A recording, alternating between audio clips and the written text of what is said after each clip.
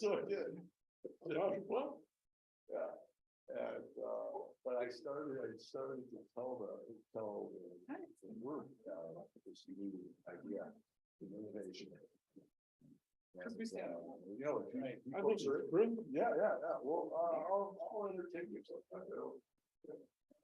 Be delighted. Yeah. I would be delighted to you.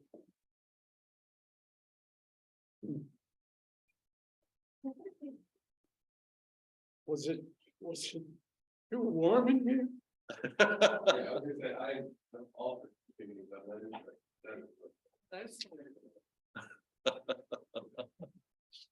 Greg's the one that's gonna. No. Some 20 years in Hampshire. There.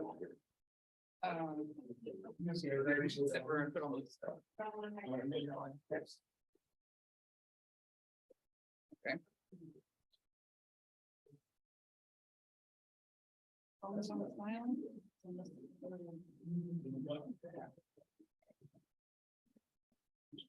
It must be Mary Ann.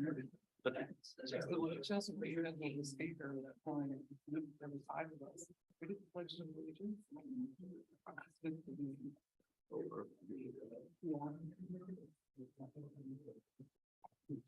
Or the day Dave was here.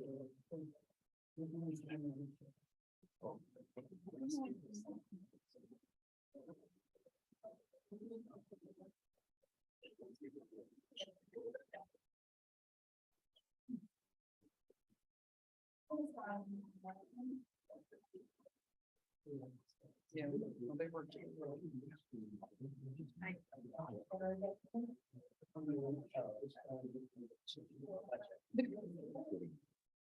Very old now. I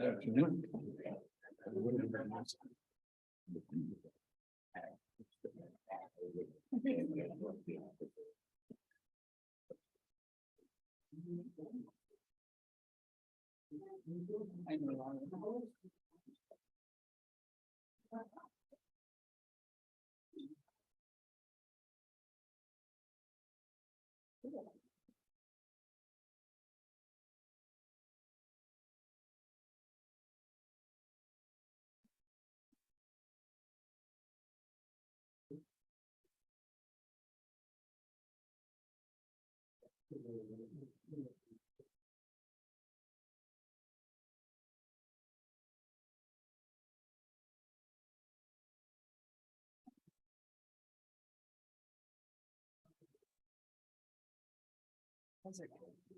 Hey.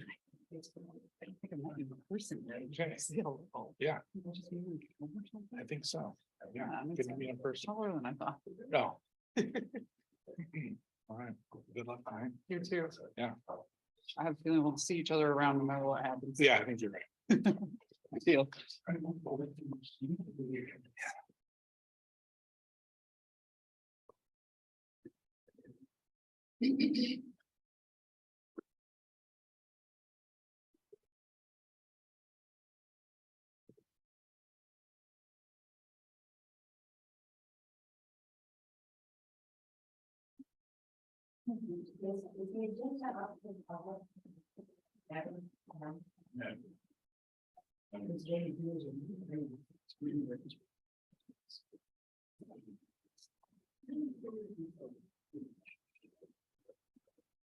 Shared it, made that would be very small.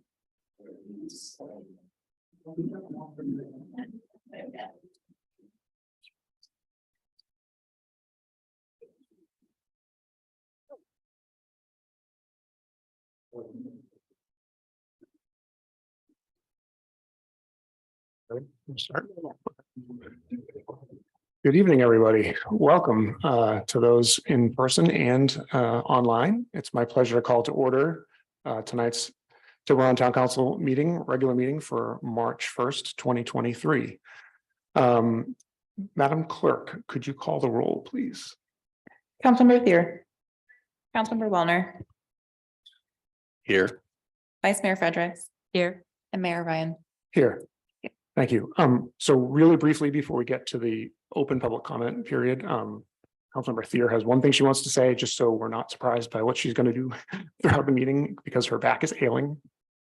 So as many of you probably know, I was in a motor vehicle accident and my back is very bad. So on Zoom, I could turn off the camera and get up, but here I can't do that. So you might see me get up, walk around. I may have to stretch, I may have to do other things, but please know I'm listening all the time. I just, need to do that because I'm in a lot of pain. So, hi. And sometimes she rolls her eyes because of her back. I never roll my eyes. So before we get into the items that are on the agenda tonight, we want to offer the public an opportunity to speak about things that are not on the agenda.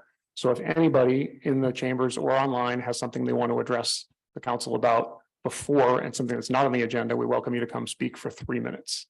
And Madam Clerk, do you want to instruct people as to how to do that? Yes, thank you. If you're calling in using Zoom and would like to make a comment during this meeting, please use the raise hand feature of Zoom, which will indicate to me you'd like to make a comment. You can find the raise hand button on your webinar controls bar on the bottom of your Zoom window or smartphone screen. If you're using Zoom, I'll invite you to turn your camera and microphone on to address the council. Please accept the request from the Zoom host that you're being promoted to a panelist. If you're calling in using a phone, you can dial *9 to raise your hand. Thank you very much. And as we'll do in this public comment period and with all other public comment periods, we'll start with people in the chambers first, and then we'll move on to people who happen to be joining us online. Madam Clerk, do you see anybody? Is there anybody in the chambers who wants to speak about items not on the agenda? And if not, is there anybody online? I'm seeing no hands online. Okay, thank you. So we'll close the public comment period for that, and we'll move into the agenda. The first item we have tonight is the interviews for vacancies on town boards and commissions. And our first interview this evening is Brett Daniels, who's interviewing for the Diversity and Inclusion Task Force. Come on up, Brett. Thanks.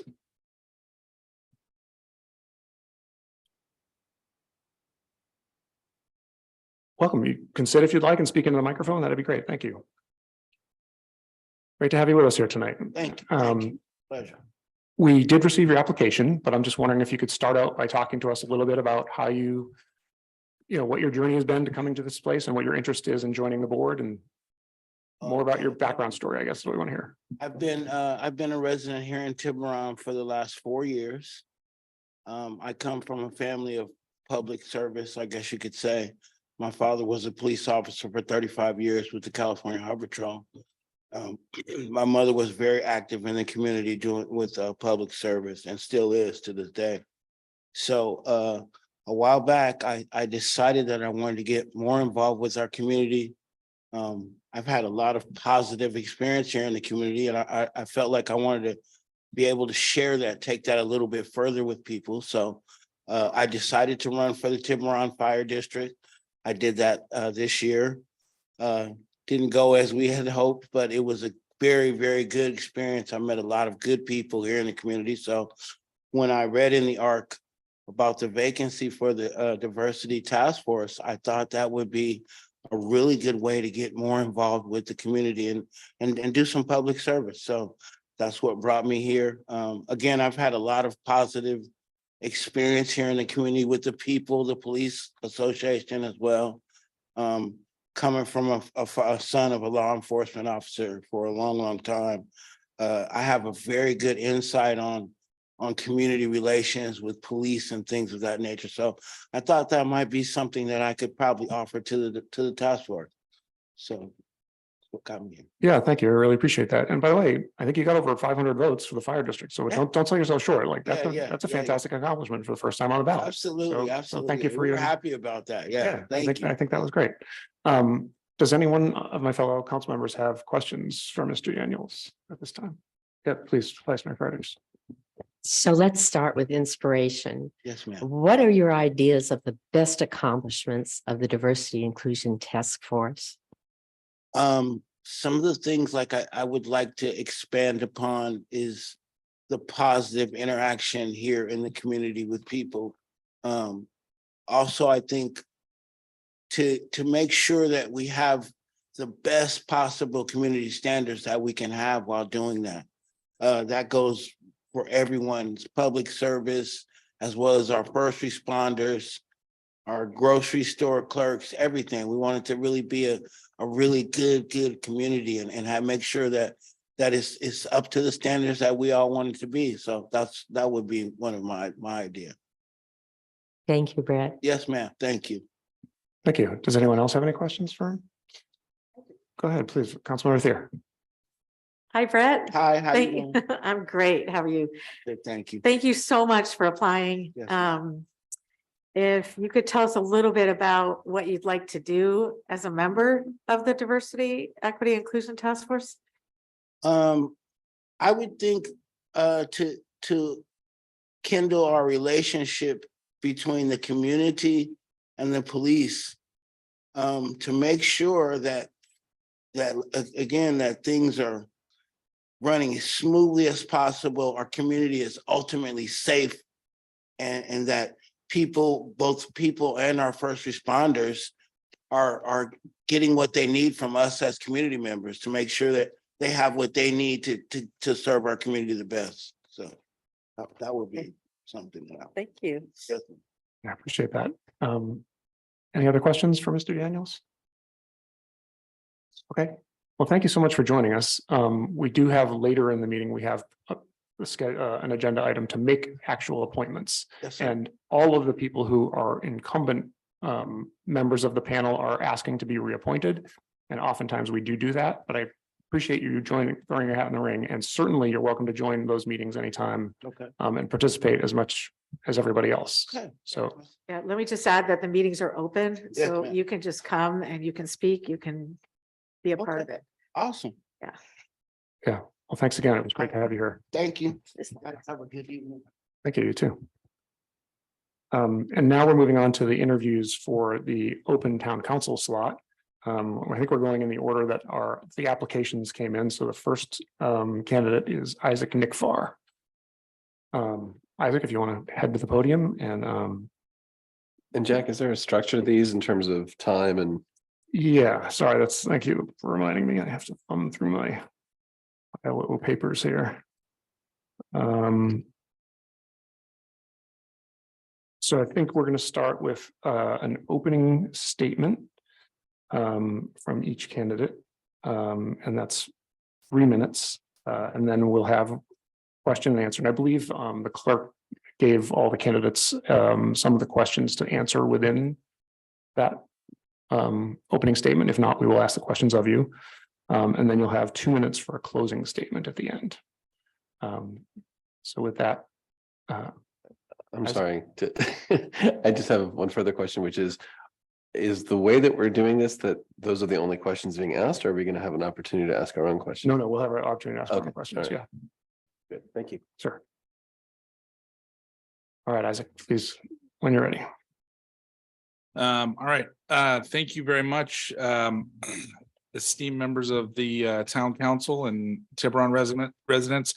My name is Isaac Nickfar, and I ran in the last town council election as a challenger and received an overwhelming amount of support from Tiburon residents with 2,000 votes, and I think it might be the most ever by someone that lost an election in Tiburon. I don't know if that's true or not, but it sounds like it. So our family moved to Tiburon in 2012. We were drawn to Tiburon's beautiful open space, excellent schools, and safe community. Our 3 children attended the Reed Union School District. 2 of them still do, beginning in kindergarten. And we have our oldest at Redwood High School, which is also a great school. My own background, I grew up in a pretty diverse household, made up of different backgrounds, mix of races, religions. And I think it's incredibly important that those serving the public lead by example, and that everyone in the community is treated with respect and equality, especially within their home community. And I think it's unfortunate that Noah had to step down, and I applaud the work that he was doing, and I hope that if I'm appointed and that the town council will also continue to carry on his mission and legacy around diversity, equity, and inclusion. I think, I think some of the things that differentiate me from from my fellow candidates are a really recent connection with the voters. Again, that election run, I had the opportunity to speak with hundreds, maybe even more than hundreds of people, and they talked about their issues, and I got a chance to listen to the people in this town and understand what's going on and what their big needs are. And that led to a couple of learnings on my part around understanding what is controlled by the town and what isn't controlled by the town. And I think that's a key thing that's important for everyone to understand coming in. I think listening to all sides and stakeholders is important. Understanding different viewpoints is also really, really important. My own record is another area that I think differentiates me. I'm the vice chair of Tiburon Parks Open Space and Trails Commission.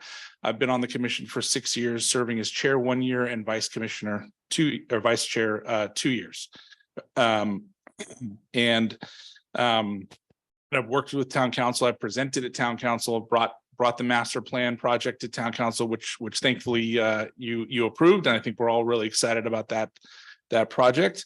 Also brought the pest management policy to town council, and I think those areas around my post and also working with town staff are another area.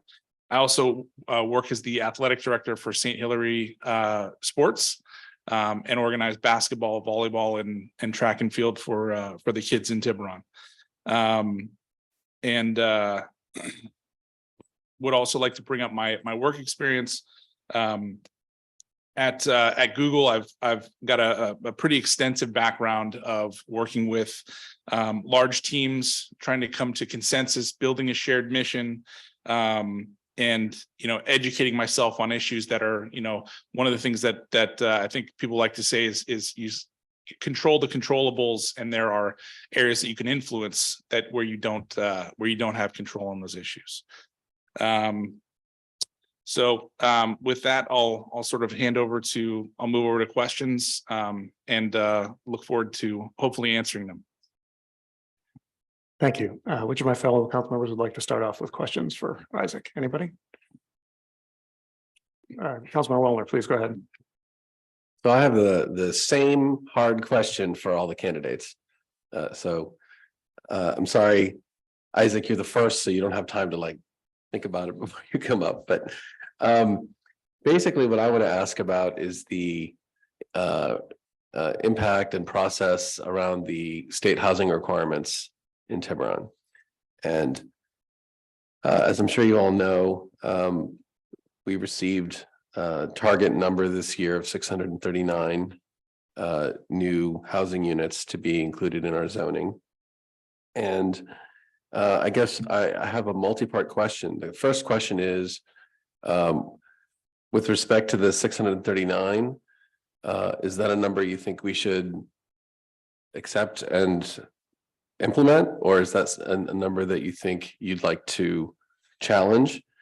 If it's a number that you think that we should accept, please explain why and address whether you think the proposed housing element that has been submitted to the state is good, or whether or not improvements are needed. If you think we should challenge that number, please be specific about how you would do so. Do you think we should be litigating? Should we be legislating? I suggest that calling up the governor is probably not sufficient. So if you have any thoughts about what the council should do in that regard, that would be great. All right. So I think I like many Tiburon residents was pretty shocked by that number. And it's an outsized number, I think, for a town of our size. I think there are some legacy sentiments of we don't want to build too big too fast, or we want to keep quality of life. I think it's much more foundational than that as to why it's too big of a number for the town, which is you can learn just by driving up and down the road we don't own, which is Tiburon Boulevard. And I think facilities, infrastructure, those things are very important. My understanding is that in the event of an earthquake, there's a very limited amount of ways in and out of town. And I think increasing the number of people on a road that, for those that were here in 89, I've heard that the road was unusable for 3 days and it buckled and it was undrivable. So I think there are some big concerns that I have with any sort of growth number. And I think, if you were to give what is effectively a 10 to 15% population growth number to any city in California, you look at San Francisco. If someone were to tell San Francisco, you've got to build enough housing to add, 200,000 people or 150,000 people to town, people would flip, and rightly so. So I think there is a natural reaction and there's a foundational piece that's missing in terms of public transit, in terms of infrastructure, et cetera, that we don't have here, that I think we would desperately need if we were going to add those, if those units were to be added. I think it's also something that I think the state needs to understand and recognize that, expecting a massive growth number like that, because we checked some boxes by having a ferry terminal or having some level of public transit, which, by the way, on the 6th, they're talking about cutting our public transit coming in and out of town. I think those are all things that I think the state, I haven't spoken to anyone within that department, but I'd like to be part of a group that potentially educates them and helps them understand. I don't know that litigation is necessarily the right move, but I think, working to help them understand what's going on in our town and probably a lot of other towns, and why that number is going to be really difficult for us to get. And could we put it on a piece of paper and give it to them and let them sort of approve it? And then maybe it never happens. Sure. You could go that route, but I think, spending the time again to educate them and walk them through what's going on with us, I think would be something that I would advocate for.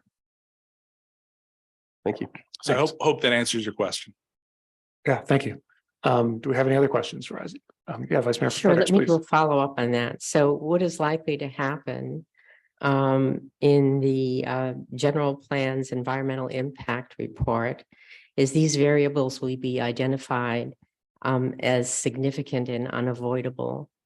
That does not always mean a project goes away. So significantly, what would you do? So we've gone through the EIR, we have an unavoidable significant impact.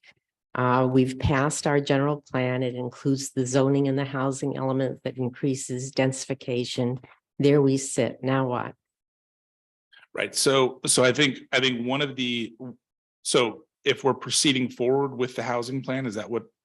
No, that is the history of the record. You suggested that somehow we would educate someone about it. I think they know. So what would the next step be? So none of us know. I'm asking for your best guess. So Yeah, and we acknowledge these So- questions so- are very hard. We're just. So I guess what I would do is kind of take a step back and I would challenge the notion that anyone at the state knows what's going on in our town and knows what we're actually capable, what our infrastructure looks like, and knows the number of potholes that we have on Tiburon Boulevard, and knows that it takes you 40 minutes to get from downtown to Rock Hill at 4 p.m. I doubt that they understand that, and that by adding housing, you're going to greatly impact the traffic in this town and make it worse. That said, maybe I can expand on John's question a little bit for housing. My understanding is that we did present a response, and that includes a parcel on Paradise, which hopefully if that gets approved and those 70 units, aren't coming up and down the boulevard, and maybe they have another way in and out of town, maybe that eases some of that congestion. But to go back to my point in terms of what we need infrastructure improvements if we're going to carry that number, or we're going to have to find a path towards helping the state understand why it's not a tenable number. Those are sort of the two paths. Would you run for assembly to help us? Maybe not right now, but Who knows? Thanks. Councilmember Stewart, you have any questions for Isaac? Sure, I have a few. Thank you so much, first of all, for being a commissioner. And for all of the work that you've done on post.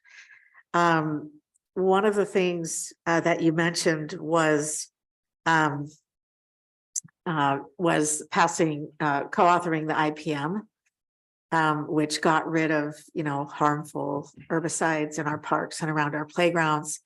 There's currently a bill by Assemblyman Damon Connolly that says in jurisdictions that have said we're not going to allow herbicides or pesticides that are following the county like we are on roads like Highway 131, where Caltrans still can spray whatever they want. Caltrans will no longer be able to do that. So could you talk about what your position would be on that? So when we authored the IPM, I think what we did was removed the ability to spray these pesticides where humans were going to interact. And I think we also put in a clause where it was kind of a last resort for some of the meridians and and that sort of thing. So I think I'd probably stick to that.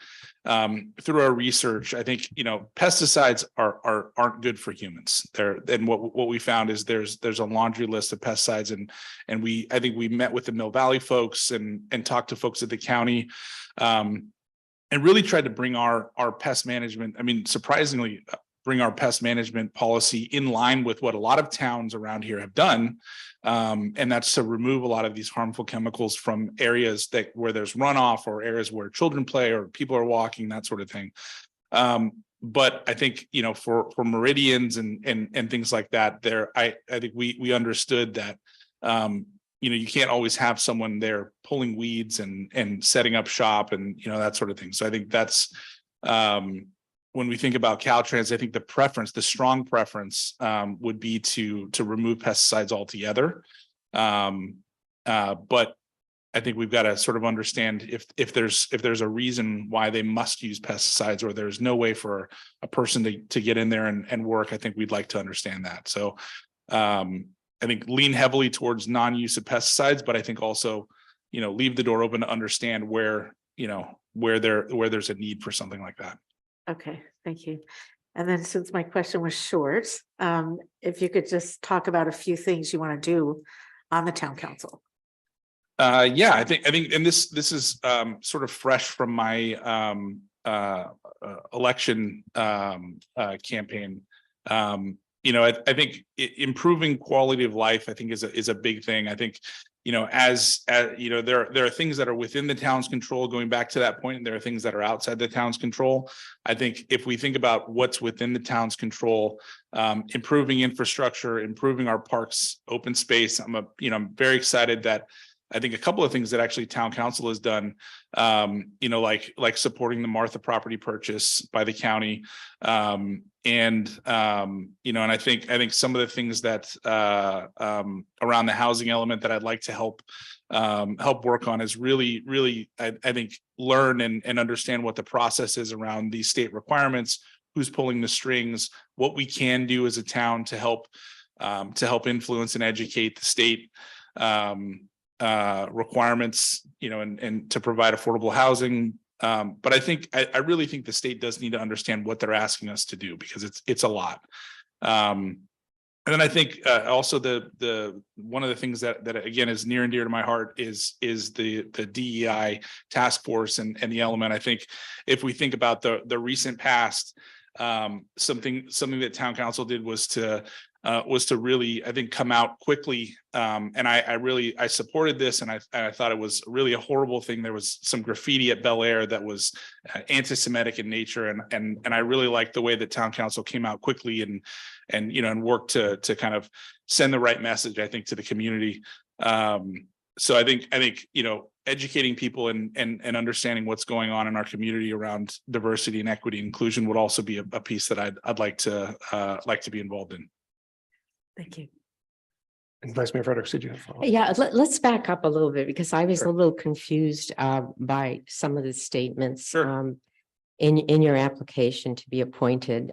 In the application, you claim to be the author of the IPM, but I understand that we had an integrated pest management document that we had decided that we would model it on the county, so we'd be more in sync with other jurisdictions, and that some of the changes had to do with the fact that in practice, we had become more conservative than was reflected by the existing document. So when you say you authored the document, Yeah, what do you, So I'll what do you I'll mean? explain. So I wrote it with Chuck Hornbrook. So when I use the word authoring, I mean that I went in the document with red lines and wrote the IPM changes, and then You those edited went, the and then document, those went to our town attorney. Yeah. To clean them up. So hopefully that clears them up. Yes, it does. You cleaned it up and Okay. edited it. I do understand the difference. Can I ask one more question? Yes, please. Just one more question. So you had some intriguing ideas in your position on post about Greenwood Beach, the beach there at the end of Greenwood Beach Road. Yes. And are there possible conflicts with the Richardson Bay Sanctuary and increasing use of that area? And would they support the kind of experimental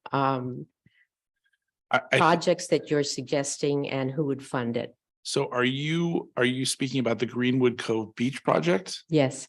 Okay, so Post approved that a couple years ago, I think, and I think the county is waiting on funding to complete the Greenwood Cove Beach restoration, and we brought it to town council and presented it, and it is the second installation on Richardson Bay. The first is Aramburu Island. And that's been an incredible success. And the birds are back, the sand is there. It's an old project. And it's been an overwhelming success. And I think that was one of the big reasons why we were so supportive of that project. It's unfortunately taken a lot longer than we had hoped to complete. But I think what we're excited about is sort of two things. One is that it actually improves the Richardson Bay ecosystem, and more birds are able to come in, and it's healthier for the ecosystem, number one. And number two, it removes the riprap from that area. And instead of having those big chunks of asphalt to distribute the wave energy, you have a beach. And what was presented to us by the folks from the county was that sand is a better way of distributing wave energy than asphalt chunks. I understand. So this, you're referring to the existing project. Yes. Thank you. I thought it was a brand new idea. Oh, okay. From Isaac Nick Farr. So we have unanimity on a stand-up paddleboard launch from Greenwood Beach going forward in the off season. No, okay.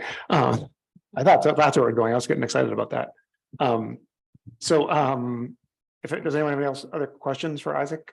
So the only thing I want to ask you is, one of the ways that we spend our time outside of these chambers is on other boards and commissions as members of the board. Are there any particular agencies or JPAs or anything that you feel like you want to join as a member of the council? If I just want to interject, I'm just not sure how this is working. How are we timing the period of the questions?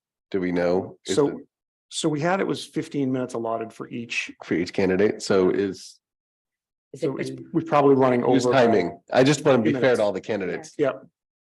So I don't know if anyone's been. Do we have an track. actual timer? I've been watching the clock. We're about at time for Q&A. But we do still have a 2-minute closing period as well. Okay. I'll Sorry, if I just. Sure, really quickly. Yeah, so I think a couple of things. I think there's what am I interested in and what am I excited about? I love public transit. I'm a 10-year ferry rider and bus rider. When we didn't live in Tiburon, we lived in Petaluma, and I rode the Golden Gate Transit bus from Petaluma into the city. It's fantastic. I love public transit. I could probably spend 3 hours talking about how much I love public transit. Yeah, it's true. I think housing, roads, anything that has to do with that. I think also diversity, equity, and inclusion. Those are things I would love to help on countywide, statewide, et cetera. Thank you. So now if you'd like to finish up with a closing statement up to 2 minutes, please go ahead. Yes. Yeah, so again, thank you for your questions. I really appreciate this. I think in terms of what I'm hoping to get out of this process, obviously appointment, but I think beyond that, I think what I've come to learn through the process of running through election is that I think I have a tremendous amount of respect for each of you. I think I could learn a lot from each of you, and I'm excited to do that. I think the opportunity to collaborate and work on projects with this group is the reason I'm here tonight. And so I think that in combination with, I think a strong connection to many different parts of our community have led me to seek this opportunity. So I hope you choose me tonight, and thank you all for your time. Would you indulge me for just one last question? A short one. This is a yes or Can I no. get a second closing statement? This is yes or no. Will you run I would. if you're not appointed? Oh, So that's not really a yes or no question, right? Because we don't know what the future holds, Alice. So some people might say no, some people might say yes, but there are no guarantees. Okay, but that's not a yes. But I would plan to run. okay. Thanks. You will plan to. Okay, Thanks, Harvard. Appreciate it. sorry. Thank you. That's all right. That's a good one to have as a standard in Yes. the roster of questions. So Lou Weller is next. Come on up, Lou. Good to see you.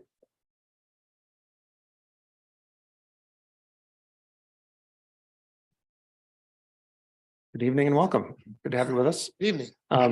As I think you heard, we're going to start off with a up to 3-minute opening statement by you, and then we'll jump into some questions from council. I'm going to start my statement by answering Councilwoman Frederick's first question, which is no. I'm here because I believe in Tiburon. I think I probably lived here as long as anyone sitting in this room since 1989. And been a very happy resident of the town. But as I think my resume indicated, I served on the Design Review Board and the Planning Commission, was chair of both at through rotation several times. So I have some understanding of the town and a lot of years of experience here, and have seen many changes and some not so good, but mostly good. But I don't intend to run and don't want to serve on a long-term basis. My objective in applying for this job was to try to fill a position that will be a temporary one with maybe a new perspective. And I think I bring a different perspective than the candidate I just heard. I did not come prepared to answer specific questions about any particular policy or plan that's in place, but I am a very quick learner. As some of you may already know, I'm a tax lawyer. And in order to do what I do very well, you have to be able to learn things extremely quickly. And as a tax lawyer, I'm very good at reading text and law. And with a degree in public policy, I have a background in both the policy and the technical stuff. So what I hope to bring for a short time, if appointed, to the council is a perspective of 40 years of doing highly complex governmental related work in the private sector, and with a background, as I say, having served on the Planning Commission and the Design Review Board and lived here for a very long time, with some understanding, I hope, of the town. So with that, I will be happy to answer your questions. Thank you. Appreciate it. Councilmember Wellner, do you want to start us off with your question? Sure. And can we have a timer during the question period? Yeah. Okay. All right. Great. Well, in the interest of full disclosure for everyone, Lou and I served together on the Planning Commission for a number of years, I think. So You did. anyway, I have a firsthand view of your effectiveness. So I'll just reiterate my question. I understand that you stated that you're not here to answer specific questions about specific policies, but I guess what the gist of the question is, we're being required to add 639 units. Would you fight that number, or would you accept that number? And if you would accept it, to the extent you're aware of what the current plan is, what do you think of it? I've been following the process of inclusionary housing, and my current view, without having spent the time to study it thoroughly, is that it's an excessive number. And my current view is that whatever can be done to lower the number, not eliminate it, but lower the number, is probably the appropriate thing. How I would do that, whether it be litigation, lobbying, argument at some level, I haven't determined. I would certainly look carefully into what options are available. That's one of the things I can do, because I know that's what I do for a living, is read laws and figure out how to both take advantage of them and get around them. That's what tax lawyers do. So I feel I'm pretty good at it. And how that would be done and how, I'm just not sure. But my conclusion, based on what I've seen so far, is the number is inappropriately large for this community. What the number should be is not something I have spent enough time to evaluate or to understand the criteria that the state has used in addressing the numbers. But I have a lot of experience unpacking criteria and figuring out how to either agree with them or to contest them. Thank you. Thanks. Yeah. Vice Mayor Fredericks, did you want to proceed, or do you want? I have Otherwise, no I can- questions. So, okay.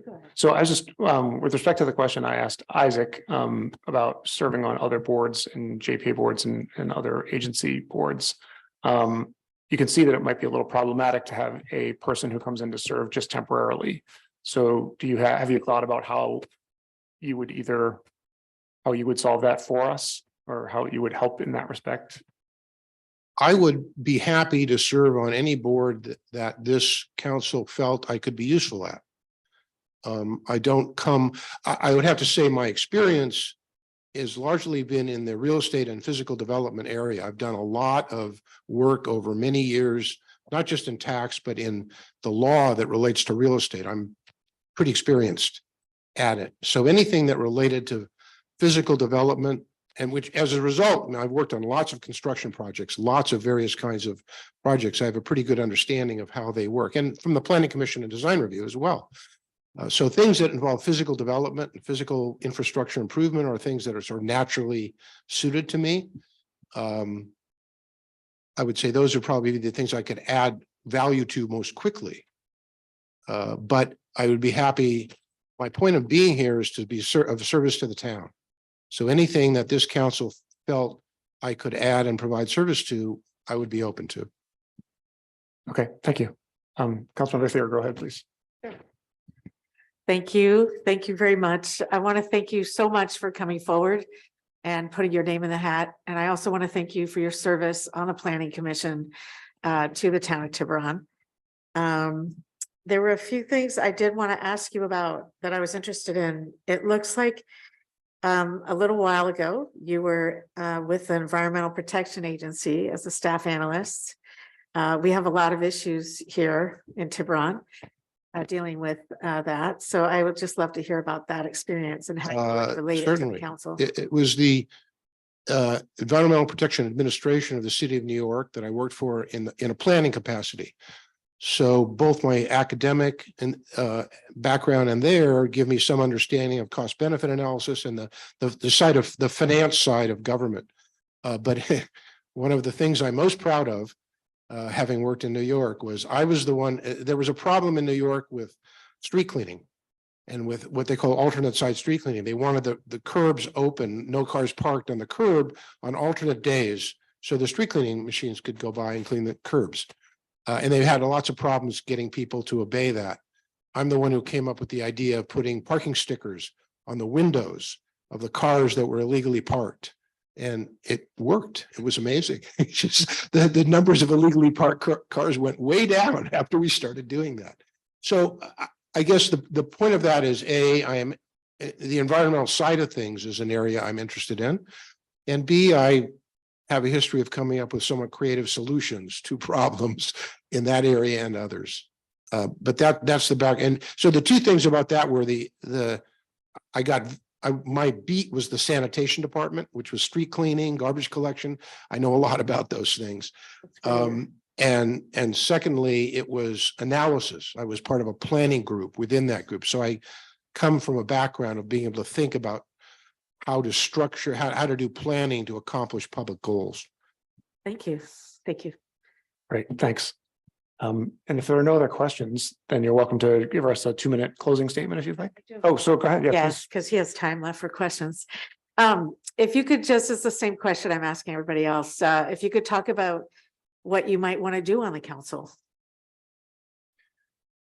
The affordable housing area is one that I think can use some creative thinking in terms of the town's approach to it. John and I have talked about it just very briefly in the past and way before this opening came up. So it had nothing to do with the present evening's context. But that's an area that I think is critical. I mean, the conflict between the town's legitimate interest in not getting overrun and not being overwhelmed by additional people with the public policy of creating affordable housing. We all know that one of the biggest problems in Marin and other places is the lack of affordable housing. So how to reconcile those competing interests is something I would enjoy having a chance to work on personally. There are lots of other areas, but if you ask me just one that comes to mind right away, that would be one. Okay, thank you. Are there any other questions? Okay, so now I invite you, please, if you have a closing statement. My wrap up. Okay.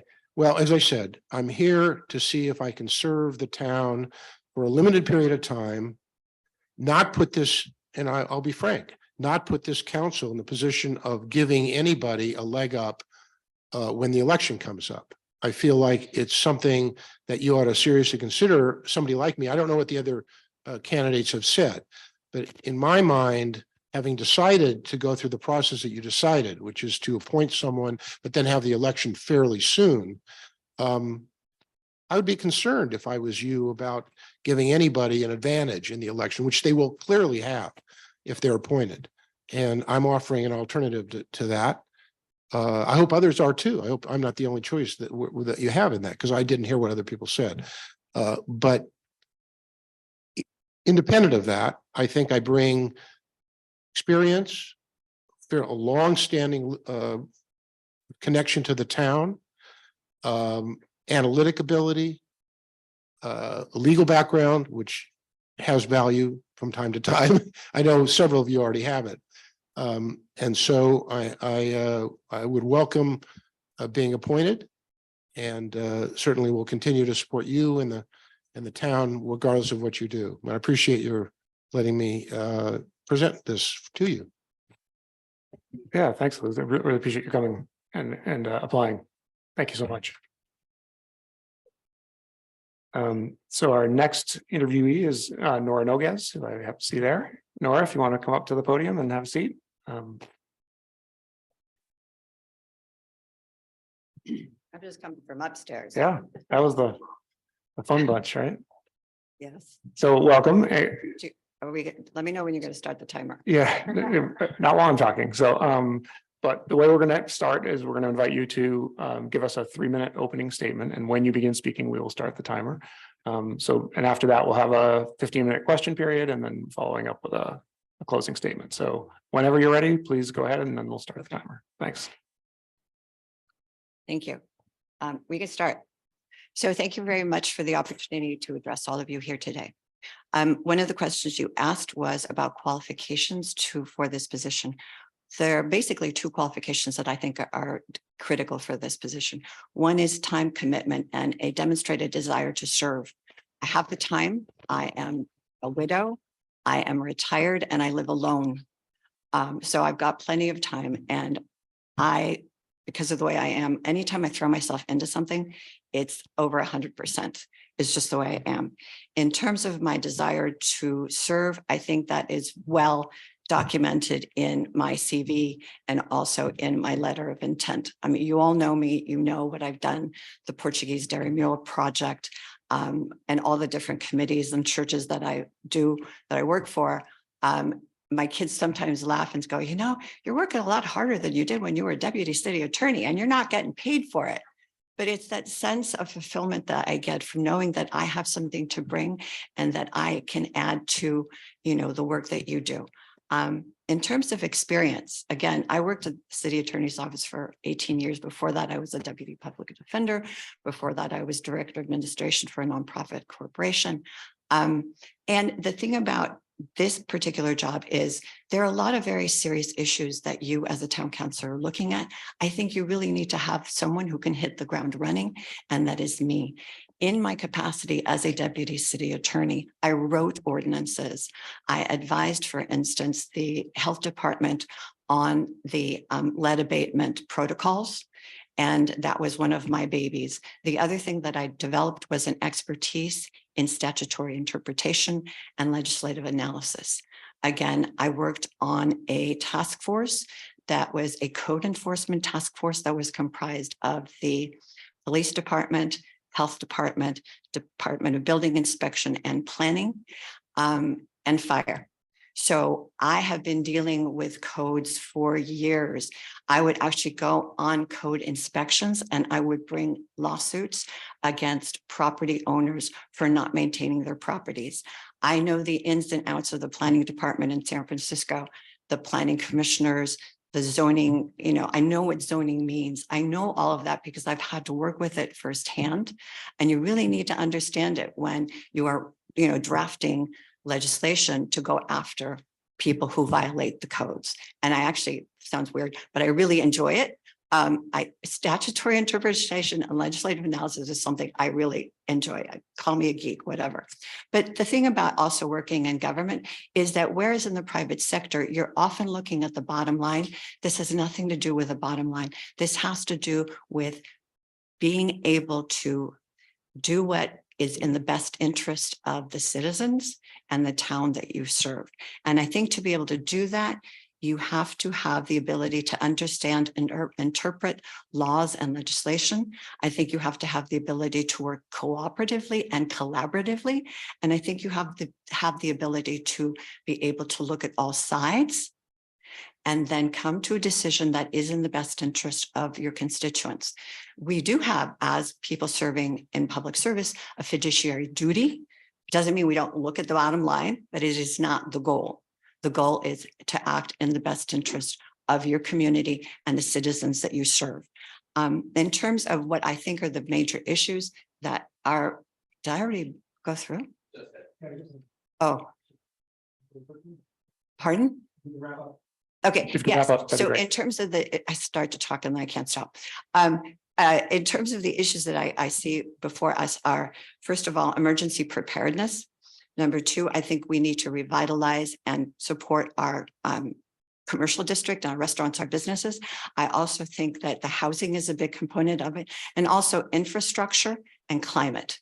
Those are the four areas. And in terms of what I would like to see for this town is to see that we manage these RENA numbers, these allocations in a smart way, understanding as I do that these numbers are done. There's no way to challenge them. The last challenge that I think was from Huntington Beach, and that was a legal challenge, and it's done. Nora, you're answering his question. Let's go on to the Oh, questions and oh. then you can answer that. Okay, all right. Okay, So I'll stop. Do can you ask want to me a question. reformulate the question to Nora as the first question so she can continue that line of thought? Sure. So welcome. Thanks Thank you. for being here. I'm a big fan of the Portuguese mural. So thank you for doing that. You know my question, but it's as you were starting to address it, it sounds like, and I don't want to speak for you, but it sounds like what you're saying is that the number is the number and we have to deal with it. I don't know how familiar you are with the housing element that's been crafted, but if you have comments about it, and what you think we can do to make our situation as palatable as possible, we'd appreciate hearing them. First and foremost, I think it's education, because I know that I have been, you know, I've listened to some of the town council meetings where people were really angry that we weren't doing more about these numbers. The numbers are what the numbers are. This is something that comes from Sacramento. It is something that was passed. The best that we can do is to have the objective standards that we can apply to whatever is going to be built. The bottom line, though, because I've listened to some of the interviews with Scott Wiener, who is one of the proponents, and his position is basically that he believes that single family zoning is immoral. So that's the push that you're getting from Sacramento, is that they want multifamily, building, and they want to remove as many of the as much of the local authority to make decisions about housing. That's their intent, right? So all we can do is to approach it by educating the community about what these numbers mean, where they came from, and the fact that you can't challenge them now. It's too late. All we can do is live with them, and by using objective standards. One of the things I've thought about, for instance, is one of my goals is to be able to have a community that is friendly to persons who are aging in place. This country, this community has a lot of people that are going to be, they're getting older. I'm getting older, right? We're all getting older. And no. Okay. Well, I think we are, but anyway. And the thing is that, for instance, if you look at it from the perspective of the ADUs, right? Then in that case, what you can do is you can get older people that are now alone, like I find myself alone, right? But if you add an ADU, and you can maybe have a student or a person of low income who would just be living with you. So if you fall in the middle of the night and there's nobody there to pick you up, you've got someone there, right? So you're helping yourself at the same time that you're helping the community. I know that there's a program, there's a nonprofit in Marin County that actually helps you to find people to live with you so that you do have help in your golden years, right? Also for students. I mean, I get so angry when I hear about university students who are living in their cars because they can't afford to rent a place. Well, what better than to, get a student to live with you, or people that serve our community. One of the things that we're doing, and this is an aside, by virtue of the work that I do with the Chamber of Commerce, is we're going to have an event at the TPC. We're going to invite all of the service workers to come to essentially honor them, because we can't function as a thriving, downtown if we don't have the service workers who are there on that front line, preparing the meals, serving the meals. And so we're going to have a day of recognition when the TPC is going to host it, and those people that work so hard to make it possible for us to succeed and to have a quality of life, right? We're going to honor those people at this event. So I digress, but going back to your issue is the fact that there is something we can do. We can have objective standards, and we can work with developers and, contractors who do want to come into our community to build. But the thing about it is that one of the things in some of the speeches that I've heard about this, not speeches, but talks that I've heard about this, is the fact that realistically, the limitations because of the topography of this town and the expense of building, they're envisioning that it's probably the maybe 10% of the RENA numbers are realistically going to even be met in this 8-year time frame, just because a lot of the land here is already built up. Number one, it's really hard to build on hillsides. And also when you're talking about the fact that we're now having issues with sea level rise and underground water that is bubbling up. And apparently, I think the number is that right now we've got some areas in the low-lying areas of this peninsula where we're only 3 feet above sea level. And that when you get a merge of that sea level rise with the underground water bubbling up, there are certain parts of this peninsula that are just going to be underwater, just like we see it when Manzanita in Mill Valley and over by the gas station over where I live across the street from the Cove Shopping Center. That's going to be a real problem. And it hasn't even been addressed by the town because it wasn't something that was on our radar until this study was really brought to our attention. Also, I was So reading. no, we have, everyone has to ask a question. So Oh. can you wrap up, please? Oh, okay. That's my answer. Sorry, I didn't mean to interrupt, but does anyone else have questions for Nora now that I've said that? Yeah, please go ahead, Vice Mayor Fredericks. So again, I'm looking for inspiration. Do you have a long-term vision for this town? Yes.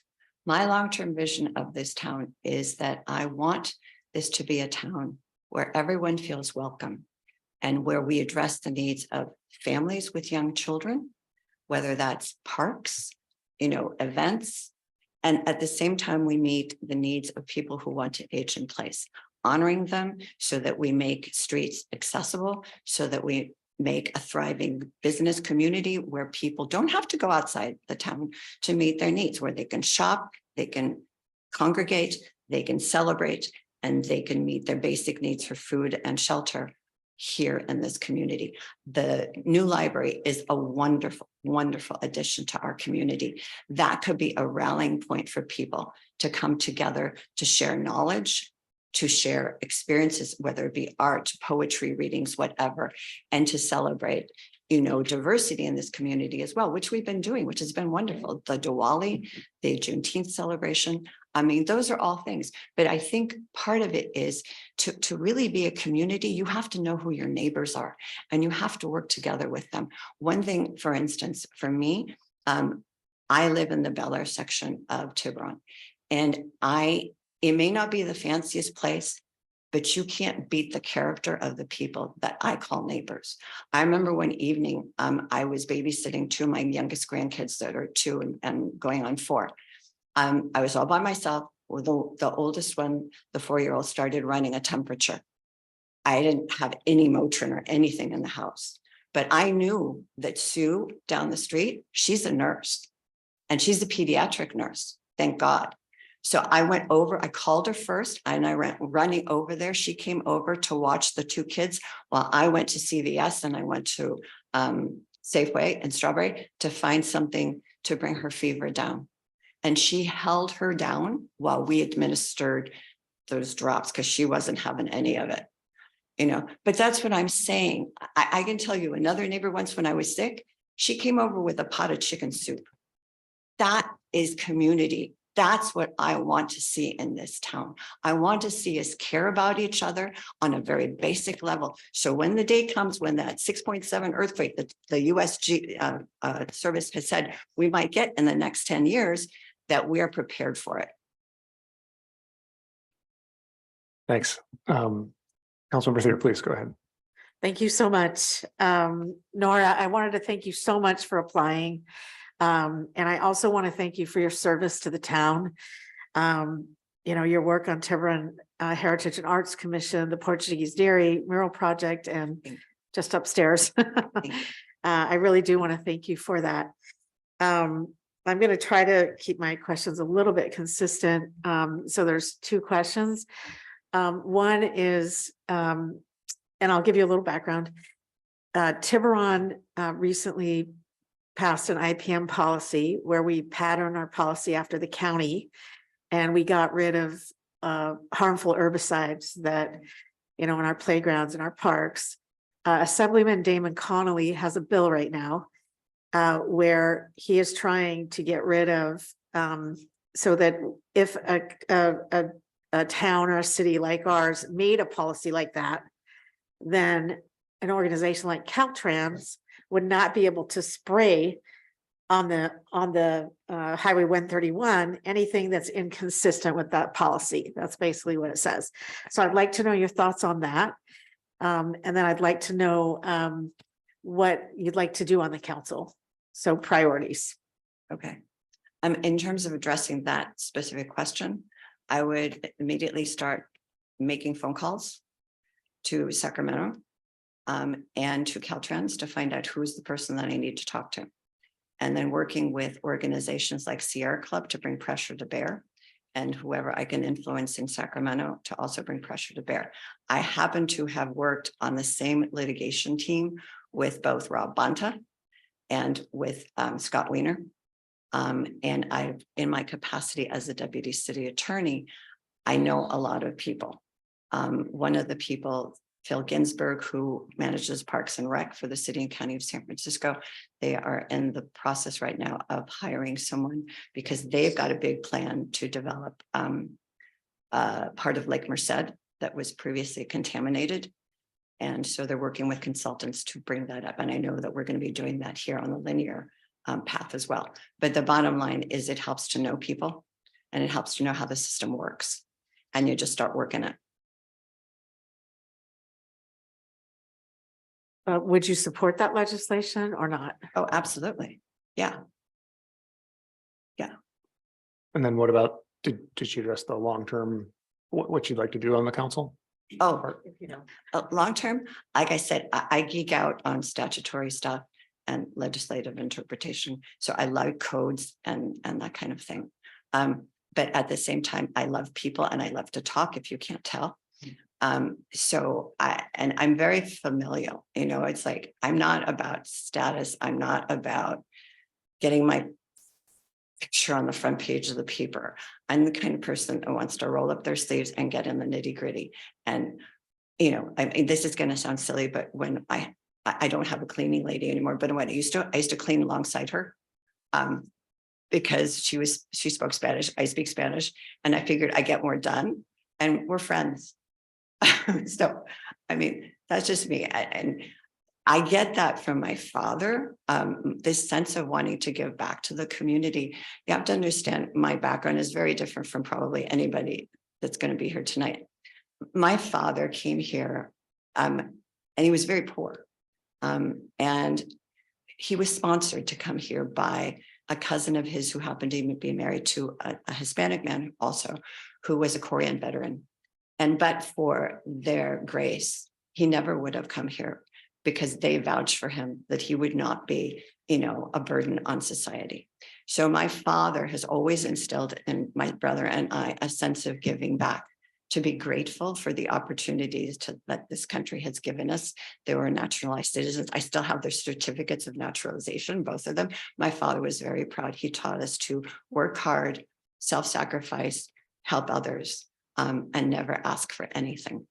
And that's how I was raised. So that sense, that excitement I get from helping people, that I get it because that's how I was raised. Thank you. So do you want me to ask her? So I'm going to ask Vice Mayor Fredericks' question. If you're appointed, will you run in August?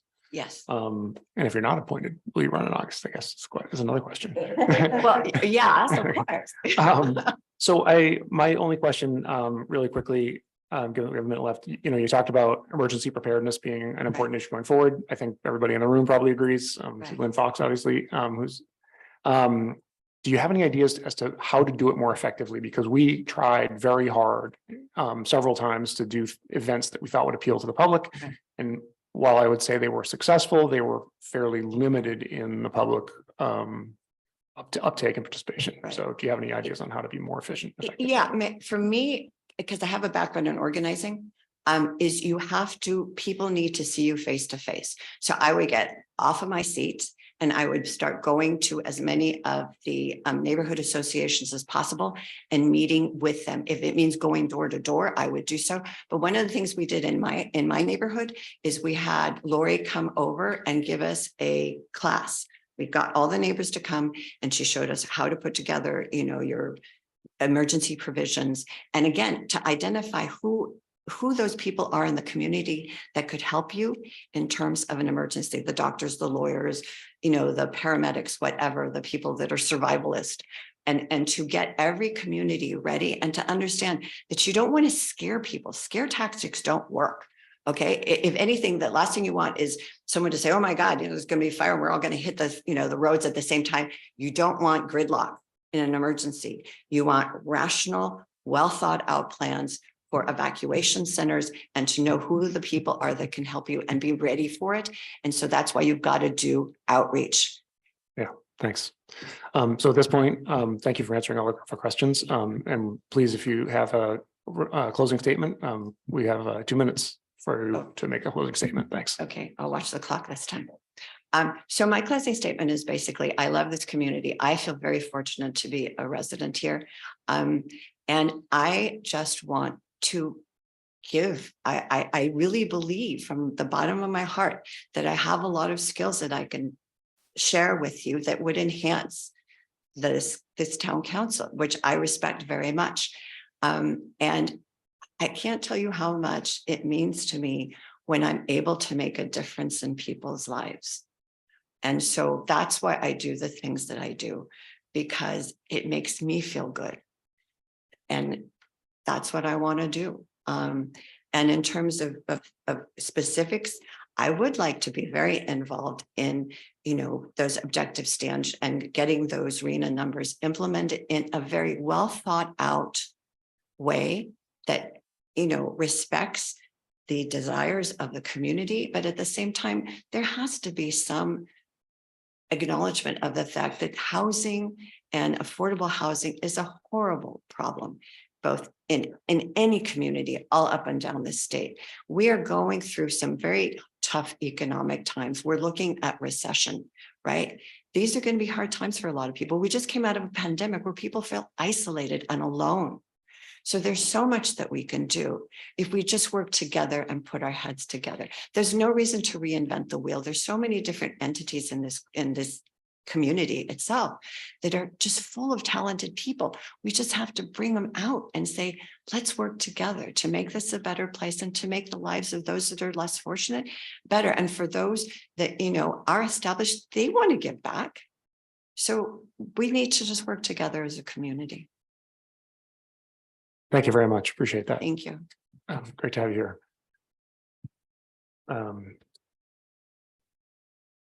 So our next applicant is Kathleen DeFever.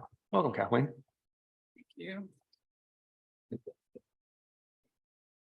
Nice to see everyone in chambers again. I know, isn't it? It's great to be here. refreshing. So as you've seen, we have a 3-minute period for an opening statement from you, and then followed by 15 minutes where we can entertain questions from us, and then a 2-minute closing statement. So when you're ready, feel free to go ahead. Thanks. All right, thank you. I sit before you as the candidate with the most government experience, having been serving on the Planning Commission for 5 years, also done the rotation for chair and vice chair. On the Planning Commission, we've worked on downtown revitalization initiatives in the general plan and whatever ordinances that come before us. Of course, we've also worked on the general plan consistently, as you know, because we send things up to you after we advise. And we touch on open space issues. We touched on diversity. We tried to embed diversity into that plan as a new initiative, which thank you for also leaning into after it came up to your panel. We've looked at issues such as sound and light pollution from the TPC, the parks, you mentioned the herbicides in the parks. We looked at that over in the Blackie's pasture area about whether or not they should be stored there and et cetera. You can ask me about that if you like. The sports fields, McKegney Green, traffic concerns, and of course, the housing and the ADU standards. We've spent many, many hours hashing through those. As you know, those are very difficult, complex issues. And we've looked at fire prevention as well. So a lot of issues on the Planning Commission. And I, of course, understand very well with 5 years of experience what we can and can't do as government representatives. And it is very important to think outside the box. Of the candidates you have in front of you, I exhibit the most leadership. And I say that not just from being on the Planning Commission, but I'm also the Rotary president for 2 years. And they've asked me to do a 3rd year, which I'm honored to do so. I love my Rotary Club. Our motto is service above self, and I really live by that every single day. And if you look at my letters of support, you'll see that I have a broad base of support of persons who view me as a leader. Persons from all age groups, all ethnic, racial groups, marginalized groups, business community, residential community, those that are concerned with fire protection, open space, traffic, all the different issues, because I have these dialogues with the people that I interact with. And I really listen. And you'll see in the letters of support that I have a skill at listening and bringing people together in the community. And this includes the diversity and inclusion issue, which is probably the most complicated issue because Tiburon is at the forefront of trying to make changes that we don't really have a plan and able to look back on how to make this be the most effective way to get things done. There is no plan. We can't steal ideas from other towns. And that's really complicated. So I go and have those dialogues. And I volunteered to be on the Farley Place board, which is a affordable housing unit in Belvedere, which I didn't even know was there because they blend so well. So affordable housing can be done well and integrate into the community well. And I'm trying to learn from my fellow board members as much as I can about how that is working so well. So I have the broad support and I also had the best election results. I will wrap up. The best election results, if you look at the percentages of the vote in the last few elections. Great, thank you. And now we'll move on to questions. Councilmember Weller, do you want to start us off as always? Will not surprise anybody, but you've had a close look at the Planning Commission at the issues that we're talking about in terms of housing. And again, I'll just reiterate that there's sort of two questions here. One is our RVNA number of 639 the correct number? And should we get on with the business of building, or should we be challenging it through either litigation, legislation, or lobbying? And to the extent that we need to move forward, is the housing element that has been presented to Sacramento a good one? Would you make changes to it? What are your thoughts? Well, I'm a litigator, so I never say never. I know that there has been failed litigation on these RHNA numbers already, but it always needs a new rigorous look at what else can be challenged if it's a good path. I mean, litigation's expensive. We know that too. So always keep the options open, continue to look. I think we have a conflict because obviously, I don't know, honestly, I can't even imagine how we would put more than 600 units on the peninsula.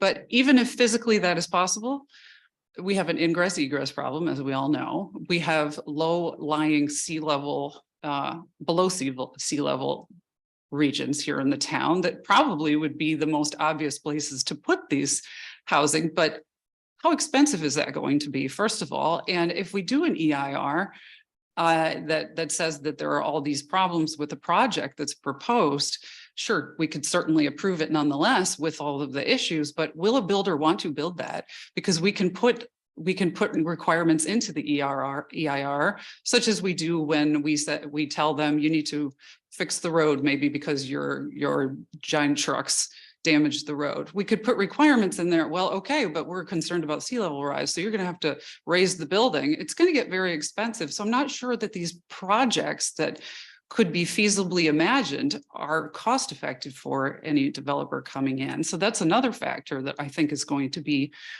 in the way of just kind of the magic wand. Suddenly there's all this housing on the peninsula.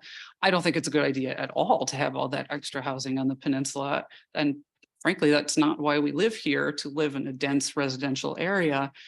The state is going to get a lot of pushback, whether it's litigation or otherwise, and we are a smart, cohesive community. I think we can figure out ways to approach this that slows it down, gets the dialogue more open, and possibly it would be great to avoid litigation. Nobody wants to be spending all of the budget on litigation, but you've taken the right approach to do the best you can to abide by what the state is asking us to do it in a measured, intelligent way, and just keep putting one foot in front of the other. There's no magic answer. Thank you. Yeah, thanks. Who else has a question for Kathleen? Oh, go ahead, Vice Mayor Fredericks, please. So I know all these years you have really been focused on planning commission issues, which really encompass a lot of the business of the town government. But are there any other issues you would like to see us address? as the town council? As a town to address? council, yes, that's feasible. I think that I call it the low hanging fruit. I think there are some issues we could do a little better to address, such as fire prevention. Maybe create some programs. As you know, the fire department opted to run their own FireWise programs and not opt into the county. And my neighbor Lynn Fox and I, we keep up on what's happening at the county level. We created our own FireWise community. We distribute literature. The literature's free from the federal level. That's an easy thing we can do, get that free literature to everyone in town.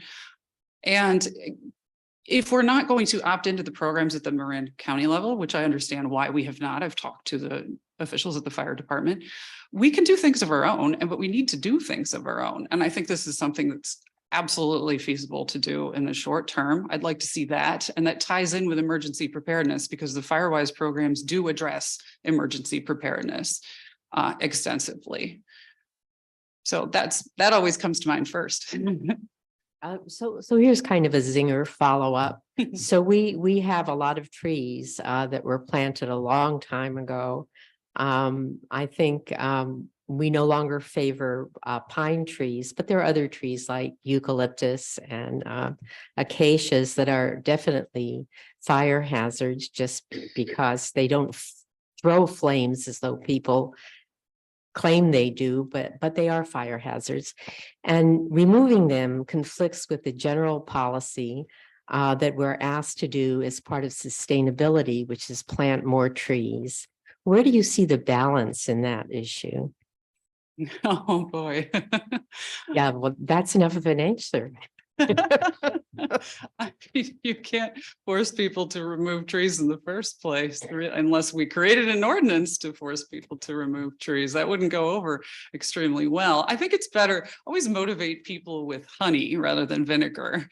If they know that the acacia tree, or we have a giant I think it's an elm. No, it's a bay tree right next to our house. They're highly flammable. I talked to the fire department about it. I'm concerned about the bay tree. Now that I know that, I would actually want to replace the bay tree. So I think that would be a difficult one, Ellis, but I think that we could figure out some policies to encourage persons to take out the trees that shouldn't be here. But then you run into the other policies of planting trees to reduce pollution and greenhouse gases. So finding the balance, I think, is what I really wondered if you could say something about. And maybe what you can say is we should find a balance. That's what I was thinking. I mean, and from my perspective, the more trees, the better always. But, you know, we live in California. We do have to think about fire and landslides and how the trees have an impact where we're putting them. And of course, invasive species are not good for us either. You know. Thank you. Thank you. Thanks. Councilmember Thier, go ahead, please. Hello. Kathleen, I want to thank you so much for applying and for your service, not only on the Planning Commission, but also on Rotary and the other 5 pages that you submitted. So thank you for all that service to the town of Tiburon. I think you know my question because you've heard it asked now 3 times, 4 times. Tiburon recently passed an IPM ordinance that patterned after the county of Marin that got rid of harmful herbicides in our parks and playgrounds. Assemblyman Damon Connolly has a bill right now that is to in jurisdictions that do not allow the spraying of these things, that Caltrans or other agencies that may own a road, such as we have in Tiburon, Highway 131, would not be allowed to spray it. So I'd like to get your opinion on that, and then also your priorities for the town council. Well, I'm absolutely anti-toxic herbicide, and I would support Connolly's initiative 100%. I mean, we're just now discovering how much these toxic chemicals have caused cancer rates. And I think it's going to become more and more obvious. And here we are breathing them in and we don't even know they're being sprayed. I think that's terrible. I did some research on this in my work on the planning commission, because we had objections to the herbicides being stored near Blackie's pasture. There are natural herbicides that are pretty effective and don't harm humans at all. So I think that it's completely rational that he would try to stop those toxic herbicides being sprayed, and that there are other solutions. It's to me, that's just an obvious solution. And your second question is what was it again? It was just, what are your priorities for the town council? I'm a collaborator. I like to work on what comes to me. I think we live in a gorgeous, amazing town. I moved here 15 years ago because I'd never seen anything like it in my life. I grew up in the countryside where there's nothing but flat nothing for miles and miles.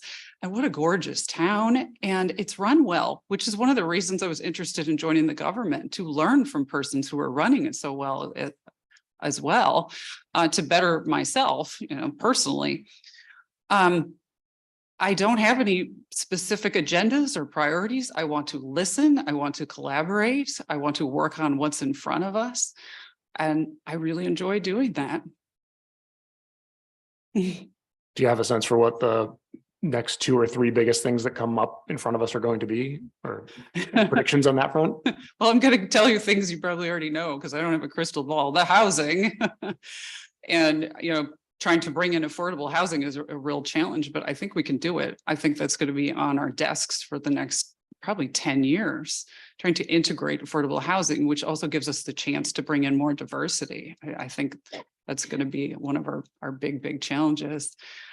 Other than that, not really, because things keep changing. I mean, traffic was one of the biggest issues a couple of years ago. Now people are going to be getting self-driving cars, and I've been told by an expert that maybe there'll be no traffic whatsoever. Everyone's going to be on like a little loop on a self-driving car. So I do too. Thanks. Are there any other questions for Kathleen? So at this point, you have 2 minutes to deliver a closing statement if you'd like. Oh, sorry. Of course. Thank you. Will you run for re-election if you're appointed? Will you run for re-election in August? I will run.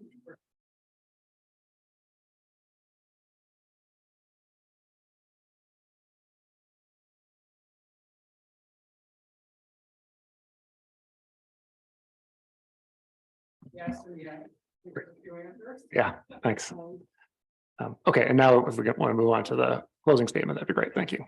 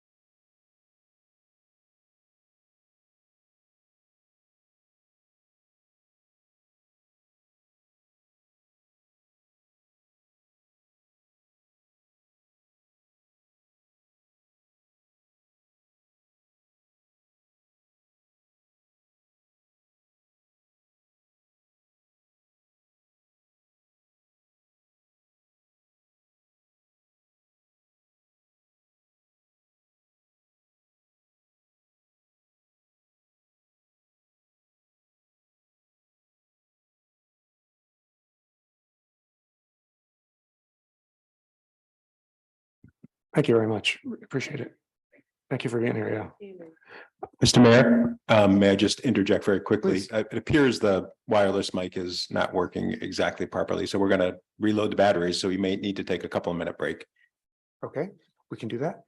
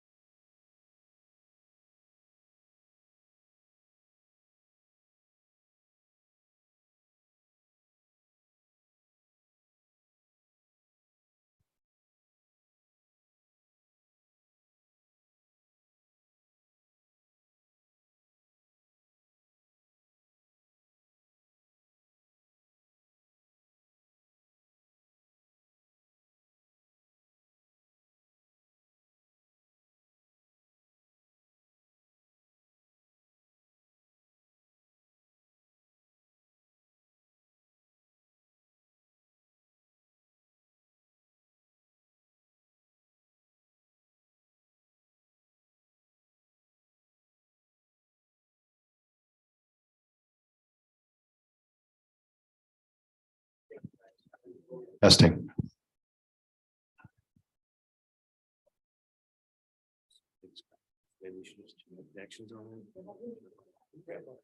This is working again.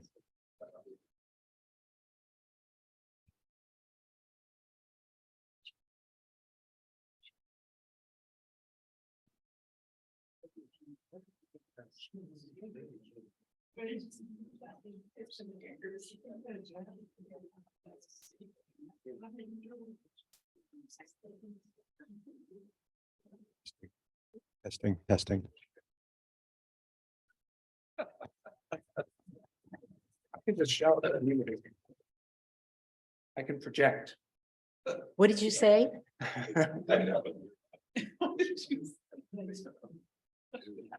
Testing.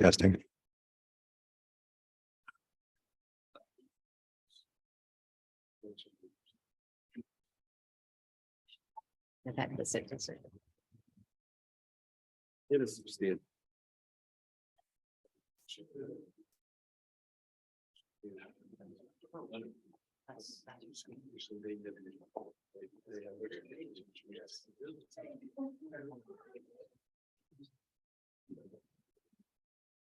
Hi, We're taking a break. So the- okay, okay.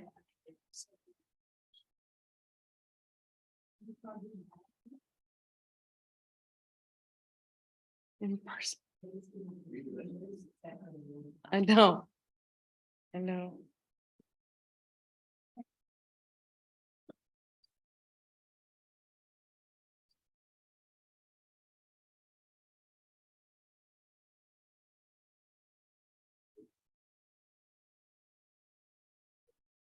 Hola. Hola. How are you? Thank you.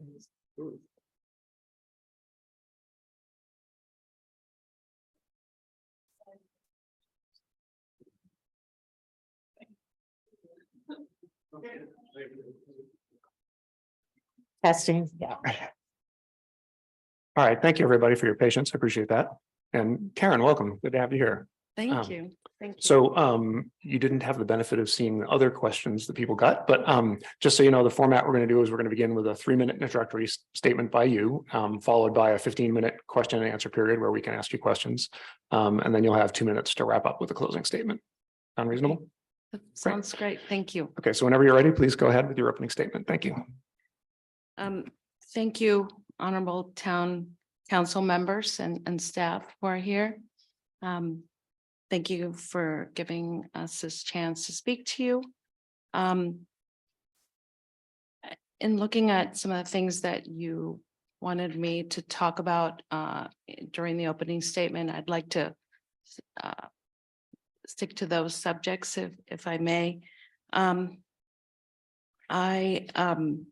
You already know from my written statement that I've lived here for 22 years in the town of Tiburon, raised my children here. My kids went to school here. I have a business downtown, actually, a couple of doors down from here. And I'm very invested in the town of Tiburon. Love this community. Enjoy very much being on the Diversity, Equity, and Inclusion Task Force, and has been a great experience for me, and I hope that I've contributed. I would like to step in to the interim town council position because I want to continue to serve. Obviously, I've enjoyed working with the 4 of you and with Greg and Leah and the staff. And I want to continue to serve my community in that interim position.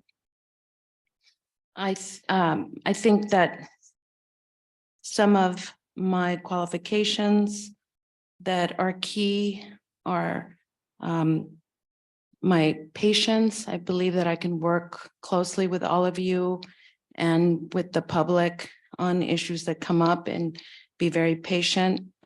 And also another key quality is my compassion and my empathy. I've demonstrated that throughout my career, as you can see from my statement and my resume. I've devoted my life to public service. I've been a career government attorney first at the city attorney's office, and then worked at in San Francisco, and then worked in for nonprofits as an employment attorney.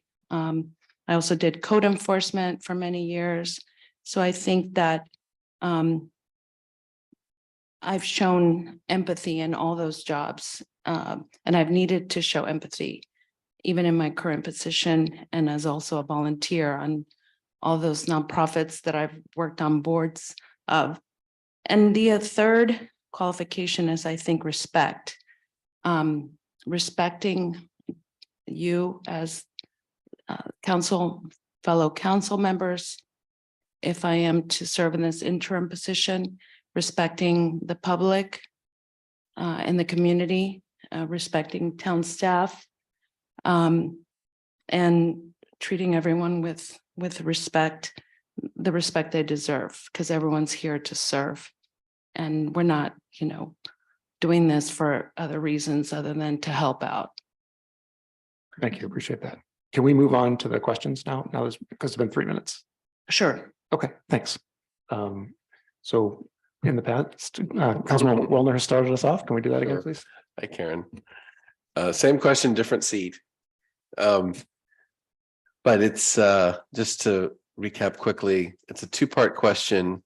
One is, do you think that the RENA number that we've been given of 639 is something that should be challenged or accepted? And secondly, to the extent that we need to move forward with that number, do you think the housing element that has been sent to Sacramento is a good one, or would you make changes?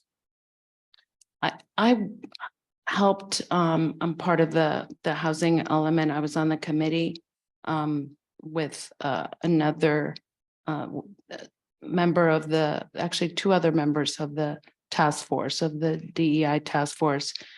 I think it's going to be challenging, but I do think that it's something that can be done.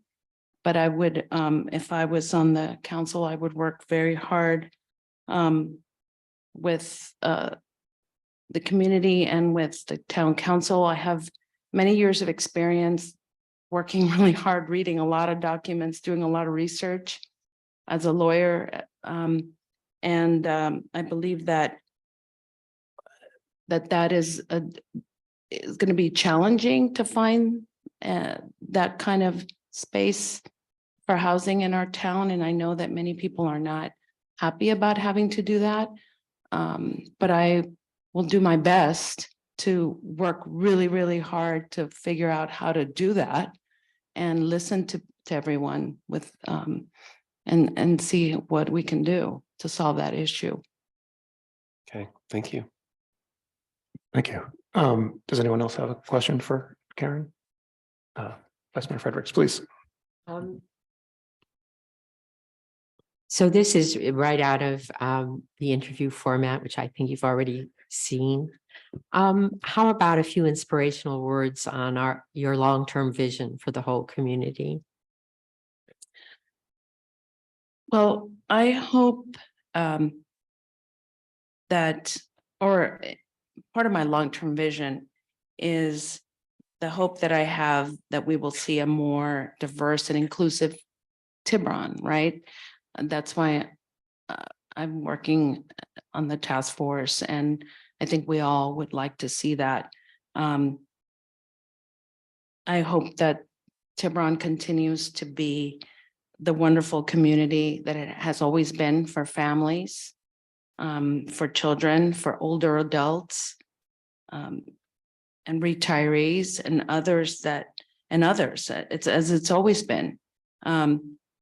But I think it can become even better because of its more inclusive culture, or if we have a more inclusive culture. I think we already are on our way.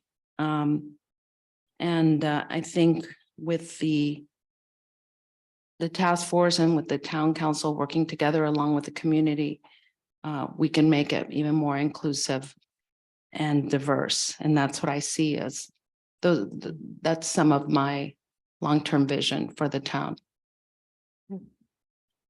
Great, thank you. Councilmember Thier, do you want to ask your question? Yes, first I wanted to take a moment to thank you for applying for this position. I also want to thank you for your work on the Diversity, Equity, Inclusion Task Force. It's greatly appreciated. So my question, I have two questions. The first is, recently Tiburon passed an IPM ordinance that patterned after the county. And what that means is we got rid of a lot of harmful herbicides that were sprayed in playgrounds and parks in the community, as the county does not allow those to be sprayed. Assemblyman Damon Connolly has a bill that he's proposing that would say that in a town or a city that has a policy like ours, that Caltrans on Highway 131 would not be able to spray any herbicides that we have said in our own policy cannot be sprayed. Would you support that bill if it makes it to the floor?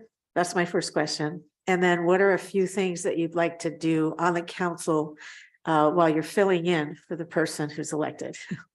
Yes, I would support that bill and answer to that. What things would I do on the council in addition to what I've, well, I would like to continue to work with the Diversity, Equity, and Inclusion Task Force. One thing I was hoping that we could work on if I were to be on the council would be to create an inclusive communications handbook and conduct DEI trainings for the town staff. That's something I already know how to do, and I think we could do it at a, at no cost to the town because of my expertise. I'd like to collaborate with town staff on planning for the community, doing more in terms of DEI for the community. I'd like to outline our roles and responsibilities between the task force and the town staff and develop a strategic plan, a DEI strategic plan, because I think we need that. I think after that report from Ready Set, we realized that we are sort of all over the place and we need to come up with a strategic plan. In addition, as I stated, I would like to work on the housing, the plan and the housing element, and work with a committee. I'm on a committee of which the town council may already have a committee on this issue, but I am great working on committees. I'm a hard worker. This is what I've done as a lawyer for 29 years is, research, sat on committees and sat on meetings and many meetings to discuss strategy and make recommendations. So I think with hard work, research, my work on all the boards and committees that I've served in the past, I think I can make a difference and work on the housing element issues as well. Great, thanks.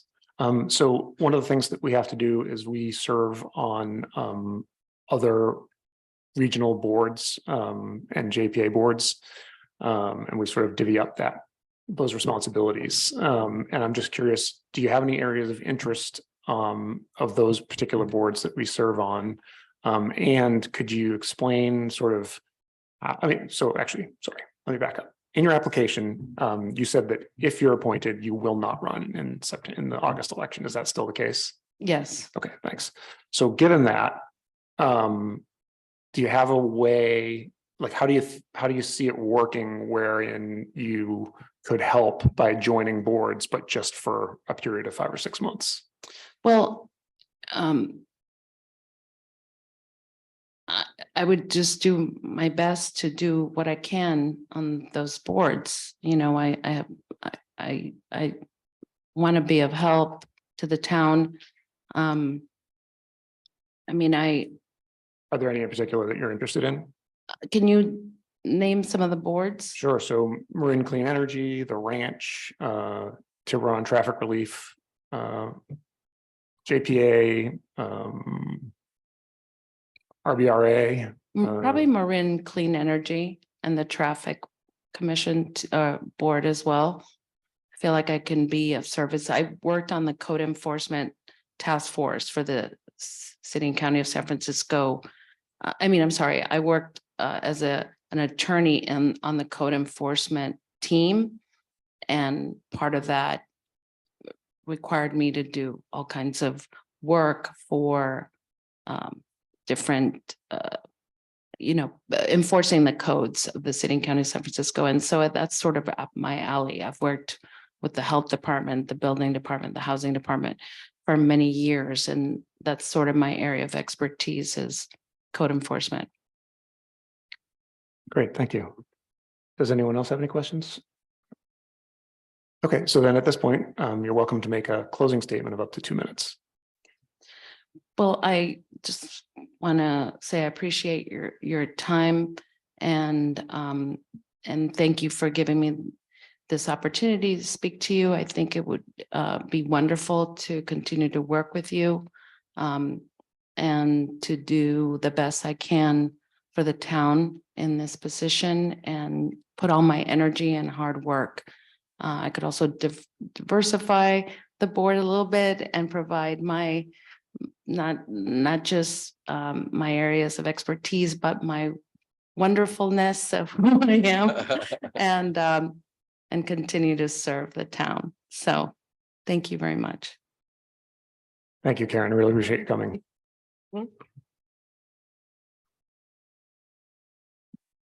So we have one more interviewee. He's not here yet, right? And Unless he's in the lobby, which I don't think he is. I don't believe he's here yet.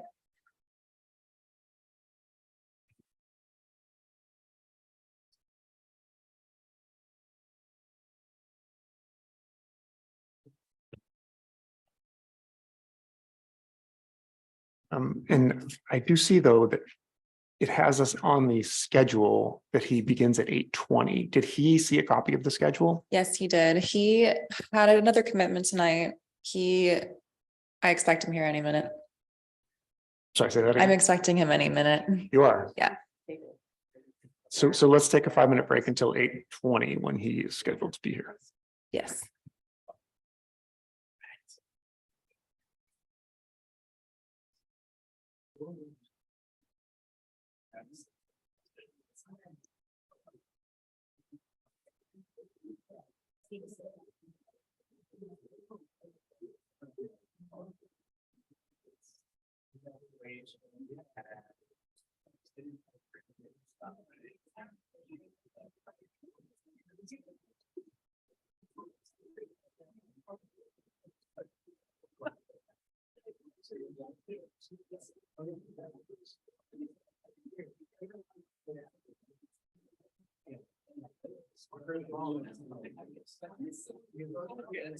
Now you can tell.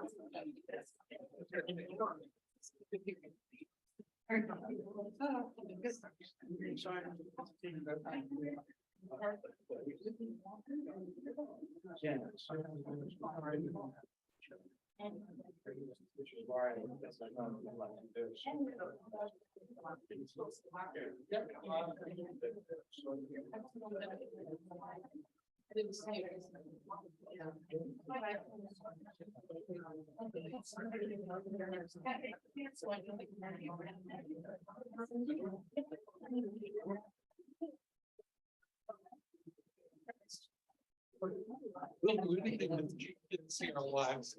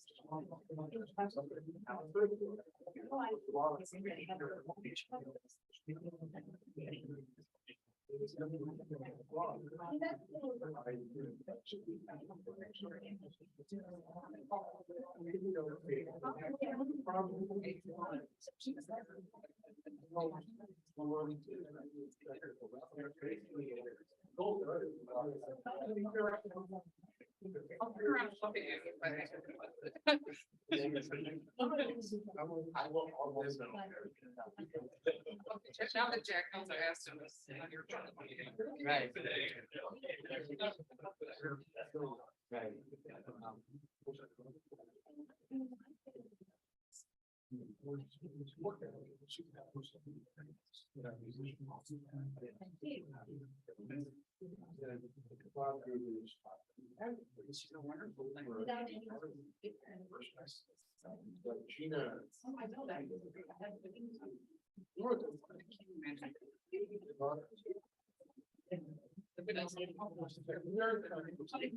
I don't know how I get excited.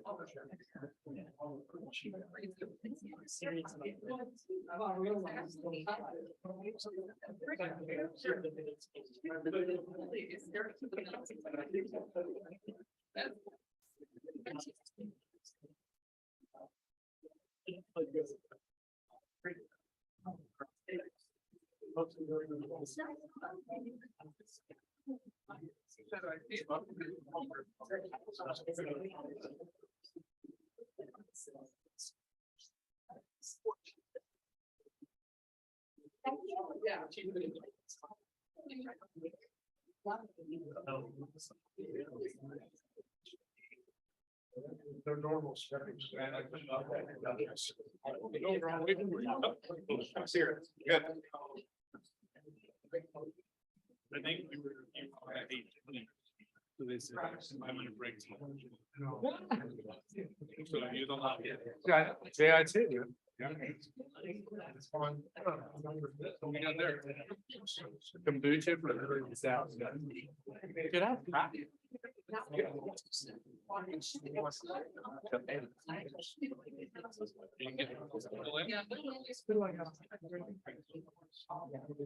You have Felix?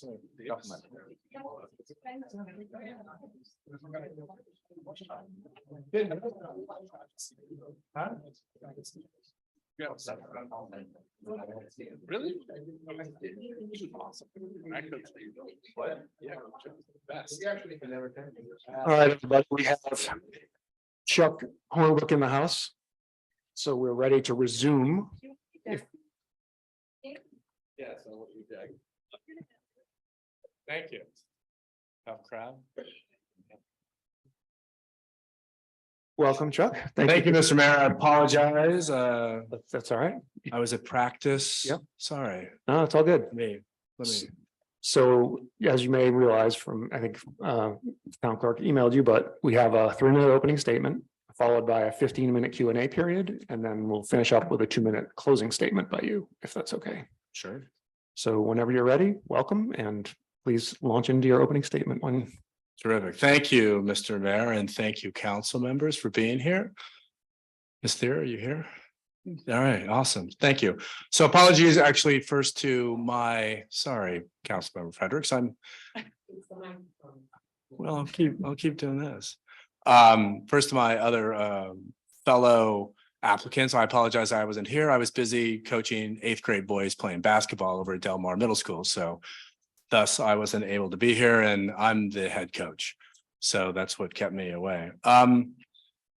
I decided to apply for this position for a number of different reasons. One is that in the past, I've been wanting to do this, but based on circumstances or people who were running, it just wasn't the right time to do it. I did run for public office. I did run for the school board at the request of members from the community. So running for an election, I'm not afraid of doing. It's just the circumstances weren't there to do it. Second of all, I think you all know from my background and my involvement within the community that this is something very important to me, the community at large. And it's not for just my own benefit or moving my own piece forward, but for helping the community. So whether it's spending time with the library board, trying to put solar on the roof next door, whether it's working with the EO Center in San Francisco State University, in which I'm not an alumni of, nor have I ever attended San Francisco State University, but it's important to have the community involved with them, with somebody with my background, with a business background and MS in environmental studies, to help them move that piece forward. And then it's also being engaged with the community at the grassroots of being a doer, right? So whether it was Measure M, making sure that there were signs everywhere. I mean, I made all 300 of those signs were made in my garage. And that's important. And it's important to be involved with that, but also with different levels within the community. It's just not with the school age kids, in which I have a 13-year-old. It's not with new entrants who just come here, who are with either new within the school district. It's also people who've been here for 40 or 50 years. I'm happy to say that actually through Measure M, a member who's been here all very much of his life, George Landau. I mean, I never hadn't met George before. I mean, George is awesome, right? And I'm very thankful for those community opportunities. So that's why I applied for the position. I think that all the other applicants are successful and very involved with the community. But I think it's going to be up to all the four of you to make that decision of who would be best to be in that position. So I'm here for any questions you have. Thank you. Appreciate that. Councilmember Wellner, can you start us off, please? Thanks. So actually, this is another fresh person who hasn't heard the question. It's the same question. You're the sixth person? Sixth person. The question is related to the state housing regulations that we're in the process of attempting to comply with. And it's really a two-part question. The first is with regard to the RENA number that we were assigned of 639. Do you think that number is correct or wrong? And do you think it should be challenged either through litigation or legislation or lobbying? Or should it be left alone? And then the second question is, as we, regardless of what we do with regard to the number, as we move forward to try and comply with the law and have developed the housing element that was sent to Sacramento, to the extent you're familiar with it, do you think it's a good response? Do you think it's a good housing element? Would you make changes? What are your thoughts about it? Sure. So thanks for the question. So I think that challenging the 629 number at now is kind of too late in the game to be doing that. I think if anything, the town should have been, if we thought the number was wrong, we should have much more in advance been doing that. I think now the optics looks wrong. I think spending time on litigation looks optically wrong. I think it's that every community in California has to be doing this, and that's the situation on that. And we knew that this was coming. And I think as a town board, that's what we should be doing, is looking forward and aggressively, proactively looking at these things. I mean, similar situation, we should be looking at the diversity of members of the employees of this town staff and the diversity of the police force way earlier, as soon as we started getting a sense for that. And I think that that's what a town council should be doing, is being on the leading edge on that. So no, I wouldn't challenge that number. I would just say, let's figure it out. Let's move forward. Because it's going to, again, it's just going to be a long road to hoe. On what you all submitted, I mean, I think that probably spending a little bit more time on certain areas down here. I think the challenge is the traffic on Tiburon Boulevard. I live down here in the Hill Haven neighborhood. So I think that that's a challenge, but I think it's also if in concert or in parallel, if town council looked at like, here's the traffic mitigation pieces that we need to look at, because there's clearly opportunities. We have the world's largest CVS here. We have a building next door to it that's not used at all. There's at least 3 massively large parking lots that are probably 15 cars are in. There's a former residence of a Ming Chinese restaurant that, or it's not Ming, but it's used to be a Chinese restaurant that hasn't been there since I've been in town. I mean, there's lots of opportunities down here to do that. And I think that in addition to some of the other pieces, I probably wouldn't have added I can't remember the address. It's the cow address on Paradise. Because I think that comes with some challenges regarding just the traffic and infrastructure on Paradise to do that. So that's, I guess if there's one thing that I would have changed, I probably wouldn't have included that piece of property or thought about that differently. But definitely, I mean, as an active ferry rider, the fact that transportation is here, and actually, once we moved here from San Francisco, we only had 1 car for 2 years. I mean, with a kid, because he took the bus to school and we took the ferry to San Francisco. So I think it can be done with 1 car. And I think that's the housing element down here. I think that makes more sense. And then it's a way to mitigate and think about other things on traffic on Tiburon Boulevard to, I don't want to say to mollycoddle the neighborhoods, but to make them feel a little bit like, hey, we're addressing this traffic issue at the same time. Did that answer your question? Thank you. Councilmember? Sure. Thank you for the question. Councilmember Freitas, go ahead. So since Vice Mayor, sorry. since you started this chat about traffic, Yes. can you give us an idea of where you start with traffic mitigation? And to say public transit off the top of your head, we've been saying that probably before the 20 years that I've been on the council. What would you do besides public transit? And what would you do to increase traffic, public transit availability? Thank you for the question. That's a great question. I think that the community in Tiburon is not a public transit entity up and down Tiburon Boulevard. So from 101 to here and vice versa. So you're not going to get somebody out of their car who drops off their kids at Bel Air and then hits Del Mar and then has a pickleball match at the TPC. That's just, you're not going to change that behavior. That's too hard, right? So what we need to look at is when the traffic occurs and who's driving on that. So I don't know the background on it, but I'm trying to figure out what happens is that the parking lot over by Tom Price Park is used by contractors to then ferry their teams up to different locations. I don't know if they're in Tiburon, I don't know if they're in Belvedere, but that parking lot is full of cars that are not parents dropping off their kids at Reed. It's for contractors, which is good because they're limited by the number of spots. So maybe one thing that we could look at in working with the neighborhood is on Monday through Friday is maybe parking cars and getting a carpooling-ish down at Blackie's, parking in the dirt parking lot, having people park there, and then ferrying each guy who's driving his truck or gal, putting them in 4. I mean, when we redid our place, which I'm very familiar with that process, is each one of the people drove 1 car. Now there's plenty of parking in front of our house, but that's 4 cars for 4 different people versus then they all came at the same time and they all left at the same time. They came in at 7:30 and they all left at 3:30. Why not have them all park down at Blackie's and drive one of those cars and move it here? It's just a car parking in the lot. It's not the big heavy equipment, the other things for Caltrans and all the things that we're doing on that was being used for that. It's just a car in a dirt parking lot. I mean, that would be a way to mitigate it. Councilmember Fredericks I think that's one solution. And I think it's looking at other things. I also think it's putting maybe the police force out there when there's high traffic areas to keep the traffic moving. So for example, during the construction that was going on with the undergrounding, people were actually coming to a full stop at Rock Hill Road and Tiburon Boulevard, even though no cars were coming in any way. That just creates a stop and go, stop and go, stop and go. And that, I mean, oh, and also at Avenida Miraflores and Tiburon Boulevard. Why not just put a cop there for 15 minutes? I mean, there was a cop that was working that he or she was down at the bottom of the hill, making sure everybody was going 45 miles an hour down by the cove versus working that intersection. And I think that's an important part is also that was touched on in some of the survey that was actually publicized in the ARC is having some better collaboration between Public Works and the police department and maybe even the largest employer in town, which is the school district, and making sure that everything runs smoothly during those high traffic times. That would be one thing I think, because that's really those touch point or those pinch points is basically 7:30 to 8:30 in the morning and 3 to 5 p.m. on Tiburon Boulevard.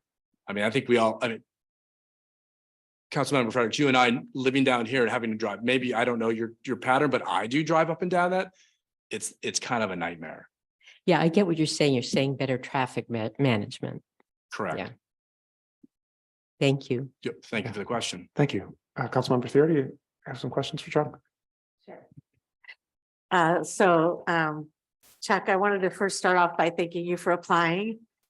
And I also want to thank you for all of your work on the Parks, Open Space and Trails Commission and all of the rest of the work in the 5-page resume, I think. Maybe it's 4, but you have a long history of work here in Tiburon. So thank you for your commitment to the community. I have 2 questions. The first is, as you know, you were part of the effort at the Parks, Open Space and Trails Commission that created the IPM that patterned itself after the Marin County, which took out harmful herbicides and no longer allowed them to be sprayed in Tiburon's parks and open space and playgrounds. There is a bill by Assemblyman Damon Connolly that would basically say for cities and counties who have done what we have done, said that we're not going to spray harmful pesticides, herbicides, that on Highway 131, Caltrans also would not be allowed to spray those things. So I wondered if you would support that bill. And the second question is about what your priorities are once you're on the town council. What would you like to do? Sure. Thank you.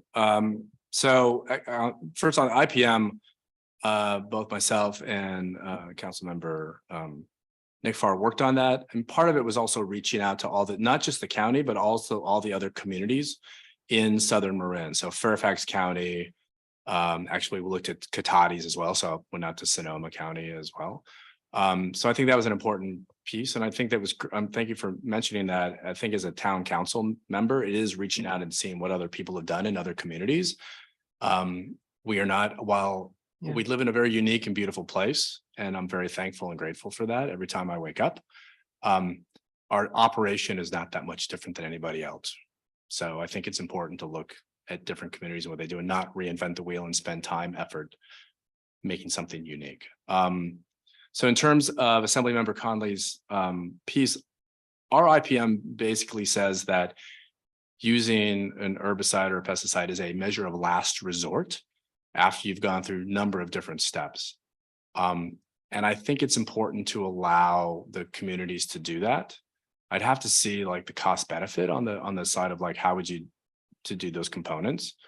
And I actually don't know the exact wording in Assembly Members Conley's bill, but I think that there's, which pesticides and herbicides, if it follows an IPM methodology, I'd have to see that. So, but that is the process, is that using something that is a inorganic piece as a last resort after going through multiple steps. So for like, you can't, it would be harmful for someone's physically to remove something because they might be hit by a car. I think that would be, so I think you'd have to look at the language in the bill to see whether or not you'd be supportive of that. And then in terms of priorities, I mean, I think is in what I wrote and gave to you all is kind of some of the pieces. Is at the end of the day, it's being a sounding block and helping the town manager do his or her job, whoever that may be, and making sure that they're helping them do their thing,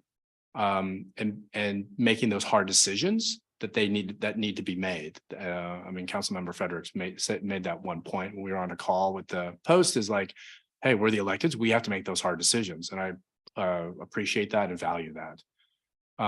In terms of priorities within the town, I think we've talked about it, traffic, that hasn't been addressed since I've been here. There's been like and I know that we're kind of, our hands are tied because we're like, woe is me, it's California Highway 131 and Caltrans is, well, I appreciate that former council member Griffin was like, no, let's do something about this, let's address this. I think that's one piece that's very important. I think dealing with sustainability and climate adaptation is very important. Again, I'm not trying, it was nice that there was in the ARC and the study that was done, but I mean, in Greg's comment was like, whoa, this is a challenge, is that there's some issues that are going to happen within this corridor between here and Beach and Tiburon Boulevard that we need to address. And we need to be thoughtful about the money that we have in the surplus that we've been grateful and thankful for, to make sure that we have that to address those pieces. And I think it's also helping the staff within the town to make sure that, again, it's an inclusive environment and that we're not just hiring a consultant every whatever. I mean, I've worked in companies in which I'm surveyed not every quarter, but at least once a year about like, how are things going? And you don't have to, you just use, Survey Monkey I mean, it's all anonymous and it's pretty easy to do. And I think all of us have been part of companies that do that. I mean, that's a simple kind of like, how are things going? Questions that we should be asking the town staff. And I think it's also asking the people who use the staff resources, like, how did it go? Like, nobody followed up with me, like, how was the whole building planning process, Chuck? And did you enjoy it? And that would be something very valuable, because I bet you there's going to be this point where somebody here's like, well, gee, that's just the way we do it. I'm like, well, if we did it differently, would that make your job easier? Yeah, it would make my job easier. And we can get more through the process, right? Working with towns and doing building permits, there's not a rule that says like, this must be painful, right? We should all just embrace and try to figure out best practices. And as I said, and I said this to a solar person, when I was working at PG&E, and a big, huge bureaucratic organization, and somebody from the solar industry looked at me and I'm like, well, I'm trying to make things better, like continuous improvement. She went, what? I'm like, yeah, Kaizen. And she's like, what are you talking about? And I'm like, yeah, continuous improvement. She'd never heard that from somebody at PG&E. And I think that's the important thing. So I think it's looking at those pieces, Councilmember Thier, and looking at how we can and how the town council can encourage town staff and others to address the services that are making the town. Because at the end of the day, I mean, we don't have a lot of potholes, and 131 is Caltrans' responsibility, but it's making sure people are happy, making sure staff's happy, and that things are running on time. The trains are running on time, the clocks are running on time, and that we have commercial businesses here. So the last point is there's too many empty storefronts down here, right? There was a great article in the Financial Times about art, and it didn't talk about Tiburon, it talked about Mill Valley and Bolinas, and it should have been Tiburon too. Oh, yeah, thanks. So just really quickly, if you're appointed, would you plan to run in the August election? And if you're not appointed, would you plan to run in the August election? If I'm appointed, I would run in the August election. If I'm not appointed, it would depend who's appointed and what's going on in August. Yeah, fair enough. That's kind of a more odd question. Yeah, agreed. Yeah, I totally agree. Yes. Okay, thank you. So at this point, you have opportunity to deliver a closing statement for 2 minutes. Sure. So again, I appreciate the opportunity to be here and to speak. I think ultimately a member, whether it's on a commission or a council, is having a great deal of empathy and insight and being able to talk to anybody who doesn't look like you or may be different than you. And I think that's really important. And I think that I've demonstrated with my commitment to the community and the different organizations that I work with, that I'm willing to reach out to anybody, anywhere, whether it's, my kid doesn't ride a mountain bike, but I was willing to go into that discussion. I don't ride the bus here. I walk down to the ferry, but I'm willing to do that discussion because transportation is important to me. And I think that's important, to be listening and to show and listen with an empathetic ear, and also to have the courage to make tough decisions. That's why I'm applying for this position. That's why I get engaged in communities and activities, because I think those things are important. So thank you again for your consideration, and thanks for your service to the town. I appreciate it. Thanks, Chuck. It was great to have you here. Appreciate it. I apologize again for being delayed, and my apologies again to the other applicants for not being here. But CYO basketball takes priority. Yes. Yeah, you fit them both in. Very well done. And so thank you to all of the applicants tonight for coming. I know it was a long evening of interviews, and I really appreciate all of your candor and knowledge and display of who you are and what you're about. So thank you for that. And obviously we're considering this item just in a few minutes further down the agenda. But now we will move on to the consent calendar. Does anyone on the council need to remove and / the item from the consent calendar? Is there anyone in the public who would like to comment on the consent item? Or needs to remove it from the consent calendar? Do you see anybody online, Lee? Seeing none. Okay, thanks. Do I have a motion to approve the consent calendar? So moved. Second, And since we're in person, we don't need to do a roll call vote. So I think that's what's happening here. So all in favor of approving I. and anyone opposed? I also, sorry. Anyone opposed? Obviously no, because we had 4 ayes. So that motion passes. Thank you. So now we move on to action item 1, which is the appointment to the boards and commissions. And we're considering appointments or reappointments to the town boards and commissions following the term expirations. Do we have a staff report, please? Yes, good evening, Mayor and council members. As the mayor said, this item is the council's consideration of new appointments or reappointments to the town's various boards and commissions. The town council appoints to its various boards and commissions on an annual basis. Most of our board and commissions are appointed to staggered 4-year terms. Most of them expire on February 28th of each year. So this is an annual item, regular practice. First regular meeting in March, the council considers reappointments of incumbents that would like to be appointed to a new term or new people that have submitted an application. So you have in your staff report a list of all of the now existing vacancies on 6 boards and commissions: the ranch, the design review board, the diversity inclusion task force, the H&A, post, and planning commission. I'm happy to walk you through the appointments. The council is able to reappoint all of the incumbents that would like to be reappointed in one motion if you would like. I'm happy to answer any questions or walk you through the list however you would like. so I would like to remove the DITF appointments from blanket approval. Okay, we can do it. And Councilmember Thier, did you have a question for staff? No. Oh, I was going to make a motion when the time is appropriate. okay. Are there any other questions for staff? No? Okay, do we have any public comment on this item? So anybody who wants to speak, yeah, please come up to the podium, Mr. Landau. I appreciate it. I think he's going to talk about town council. Yeah, I think Let him know. Okay. Okay. Okay.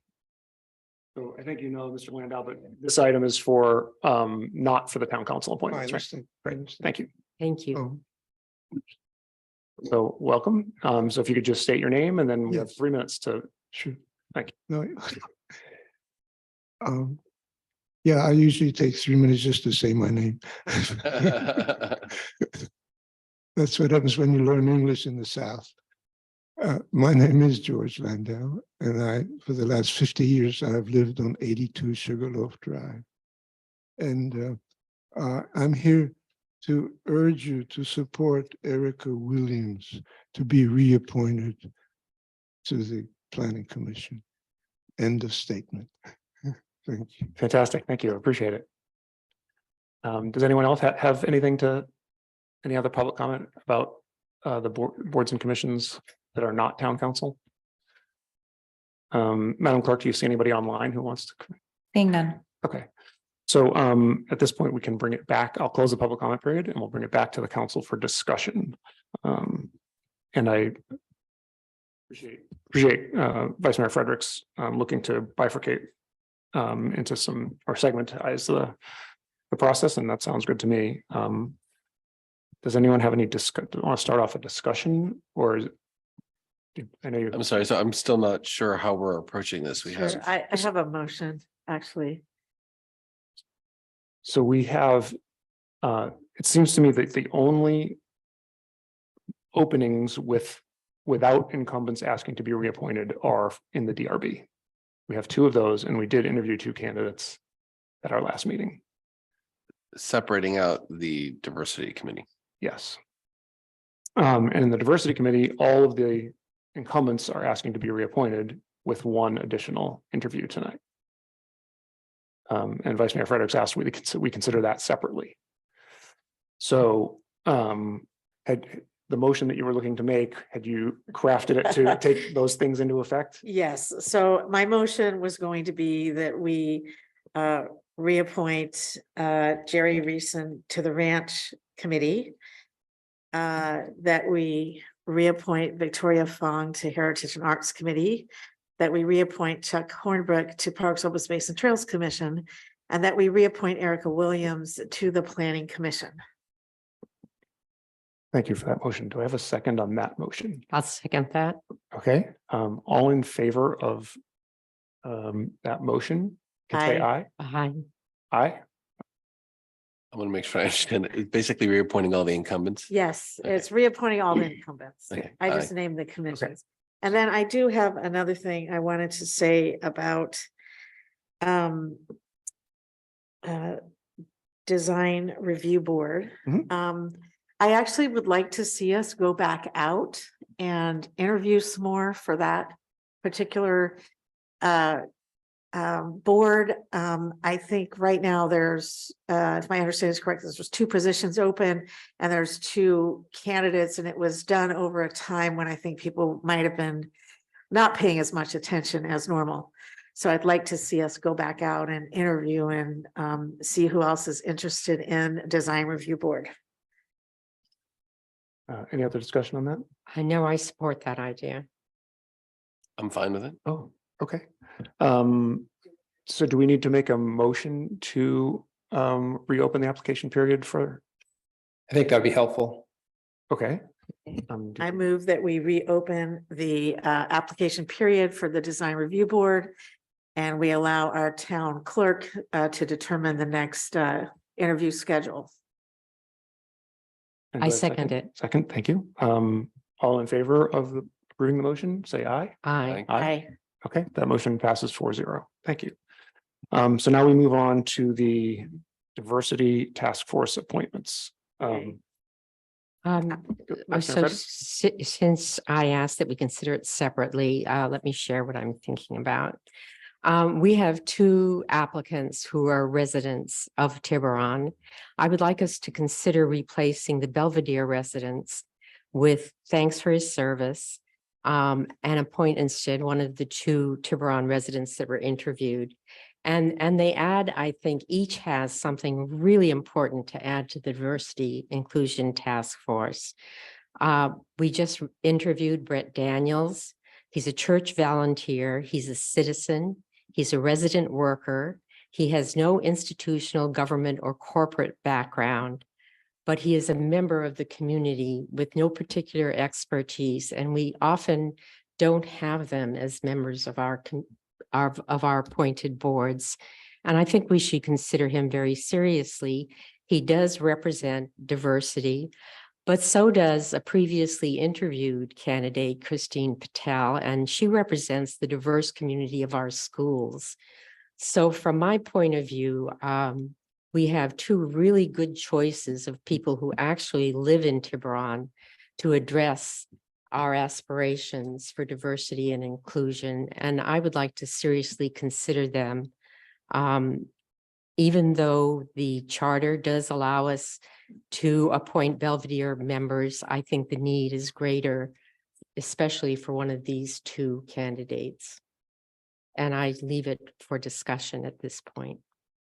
So I have a question. Yeah, I'd like to say something. question. Go ahead. Yeah, I mean, in looking at the staff report, I thought that there was only one candidate for the open spot of the diversity inclusion task force. The staff report says we can consider previously interviewed candidates.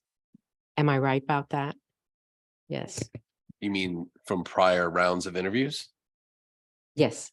Just the most recent prior round, the council interviewed 4 applicants for the DITF just past January, 6 weeks ago. You appointed 1, Nushin, and the other 3 we've included as you can consider them in this pool as well. The application period was all around the same time. It was just for an existing vacancy rather than for these pending vacancies. So that application period was the same time. And have we determined that all three of those candidates are still interested in the position? I haven't reached out to them specifically. I am happy to. I mean, I guess what I would suggest is if you're interested in reaching beyond the current candidates that have expressed interest, that we put this off for one council meeting and actually discuss with the candidates if they're interested. Actually, I'm going to ask that we not do that. I think it's been this town council's policy and practice that when we have existing commissioners who are doing their job and asked to be reappointed, they are reappointed. And we may not agree with everything that our commissioners do. However, all of these commissioners have served the town and they have indicated an interest to be reappointed. So in addition, we have allowed residents of Belvedere to be part of this task force because we want to promote diversity and inclusion, not only here in Tiburon, but also in Belvedere. And that's how the task force was set up. So I would strongly argue that we should reappoint the people who have said that they want to be reappointed and that we should invite these other people also to come and participate. And since the other people applied, they have not shown up to participate. So I would make a motion now that we reappoint the 4 individuals who have requested appointment to the Diversity Inclusion Task Force. I make a substitute motion that we appoint Brett Daniels. I'm not accepting a substitute. I don't. I'd think like a it's- vote on my motion. Yes. Well, first here we go with Rosenberg rules. And I read up on them tonight because I knew this would come up. So the first motion is been made. We need a second, and then the substitute motion will be made, and that'll need a second. And then you go with the substitute motion first to see if it passes. And if it does, there's no need to vote on the first motion. If it doesn't pass, then you vote on the first motion. So the next step is a second to Councilmember Thier's motion. Okay, so the motion that Councilmember Thier made was to reappoint the incumbents. Is that correct? Okay, I'll second that. Okay, and then what did you say happens next? And now it's the substitute motion. Correct. And then is there a Um, second to the That substitute motion? right, appoint someone from Tiburon who represents a constituency that is not represented. So Brett Daniels. I guess I'm not sure how this works because they're not mutually, they're kind of, there's one more space. So are you saying that you want to add Brett, or are you saying you want to appoint a different slate? What is the?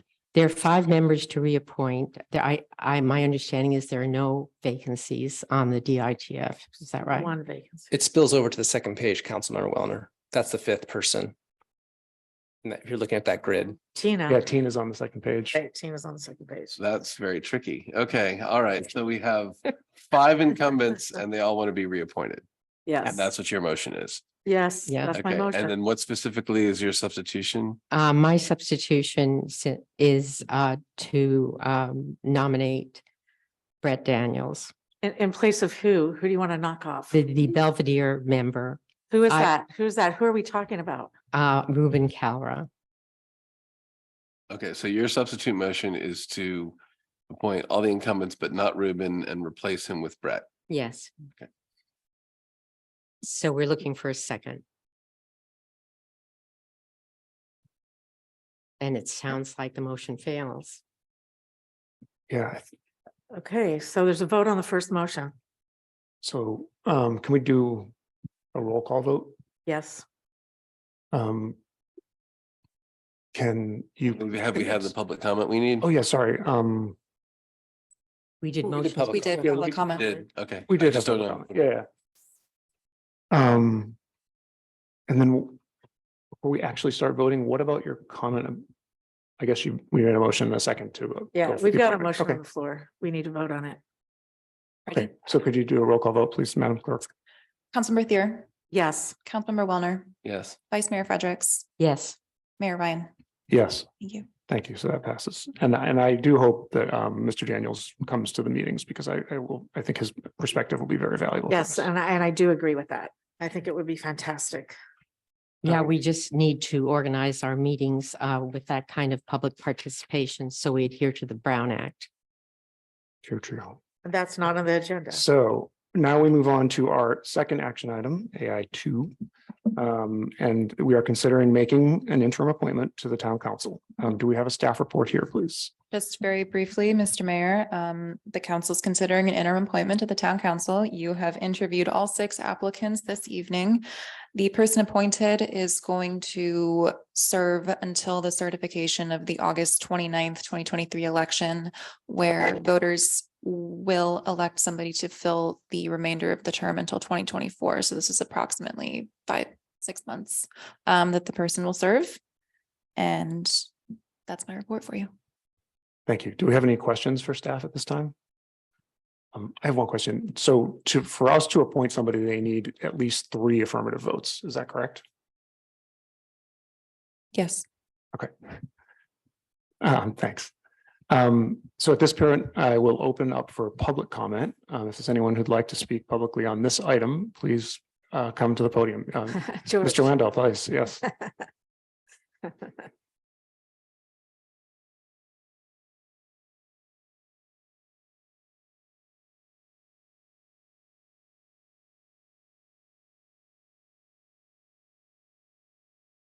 And so I'm only going to say this for the benefit of subsequent people because you did already state your name, but yeah, if you come to give a public comment, please state your name and then we have 3 minutes to speak. Thank you.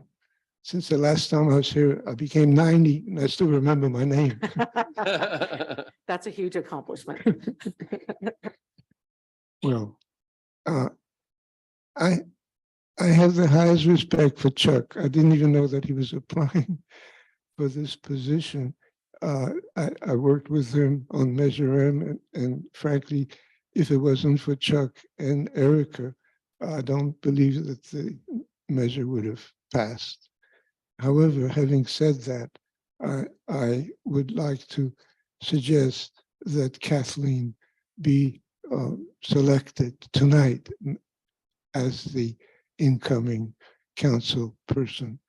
I think that I have voted for in the past. So as one of the people that supported her. In fact, I had a sign in front of my house. Oh, and nothing has changed except that I think that my feelings about her capabilities have improved by virtue of what I've seen her do during the COVID period, at least in my Rotary Club. And so for that, plus the fact of, I understand that I was one of 60-some letters that you all received from various constituents from various parts of the population, diversification, and so forth. So I know that she has the support of the community if it was an open election. She's willing to run after hopeful appointment. And I think that she'll be an absolute credit to Tiburon. And I think that eventually there'll be an opening for Chuck to run as well. And I'll be more than happy to vote for him. But for tonight, I urge you to appoint Kathleen to the open seat. Thank you. Thank you very much. Is there anyone else here tonight that would like to speak? Sorry, go ahead. Rick, I'll get to you next, but go ahead, sir. Yeah, so just please state your name and then have 3 minutes. Thanks. Thank you and good evening, Mr. Mayor and Town Council. Thank you very much for your service to our community. I'm here today because I heard from my wife who's running, or who's Karen Carrera, who has made a presentation. And I'm here to support her. I am a person of many firsts. I'm the first of my family to go to college. I'm the first of my family to go to law school. I raised my family here in Tiburon. Karen and I come from nothing. We built a home here, raised our kids here. And I'm the first Latino to be appointed judge in our county. You have an opportunity tonight to You have two very fine candidates who would diversify this board, council. I think it's very important that you take that very seriously. And for that reason, I hope that you'll support the applicants. Okay. Good luck. Tough decision. Thank you very much. Rick, please.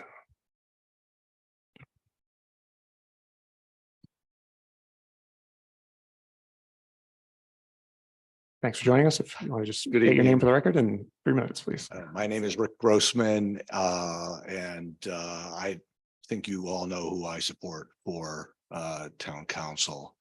I'm not here to address that. First, I want to thank the town council members for their service and for all of the people that have appeared here tonight for their dedication to our wonderful town. But what I want to spend just a minute urging you to make a decision tonight on this. It was reported, I don't know if this is true, but it was reported in the ARC today that there was a possibility that you would kick the can down the road and not make a decision.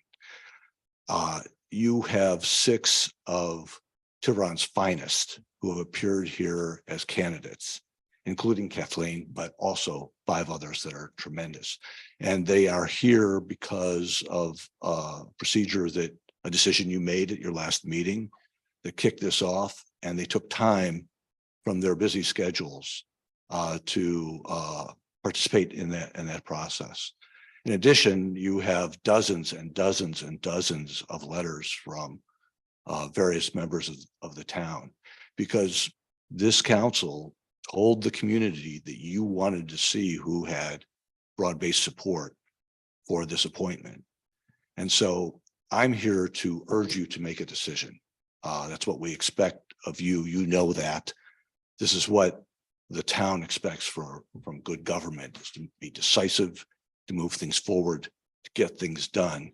And I think out of respect for the people that have put themselves out and taken time from their busy lives to participate in this process, I hope you will make that decision and not do what was suggested in the ARC might happen today, that you would kick the can down the road and not make a decision for this town. So thank you very much for your patience, and thanks to everyone for participating here. It's really very inspiring.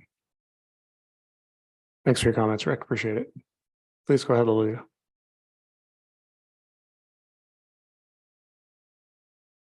Good evening, everybody. Welcome. As you all know, I'm Lalita Waterman, 36 Southridge West. I managed to get an email out to you folks in the latter part of the afternoon. I'm sorry it took so long, but anyhow, I hope you got it. But I just wanted to point out a couple of things.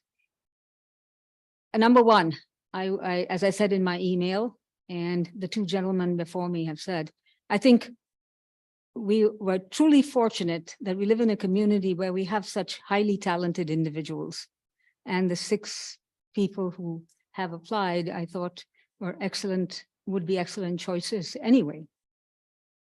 What I wanted to convey, however, was something slightly different, and I don't know if it came across in the email I sent.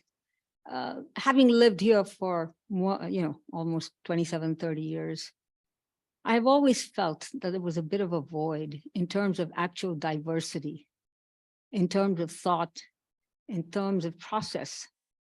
And it was with that in mind that I sent my letter this afternoon. And I feel that we are truly blessed not only to have such outstanding candidates, but to have 2 women candidates who bring a certain slightly different perspective to the table. And that's what leapt out at me when I sat and looked at everybody's CV, and I looked at things and I thought, what is it that can make the real difference?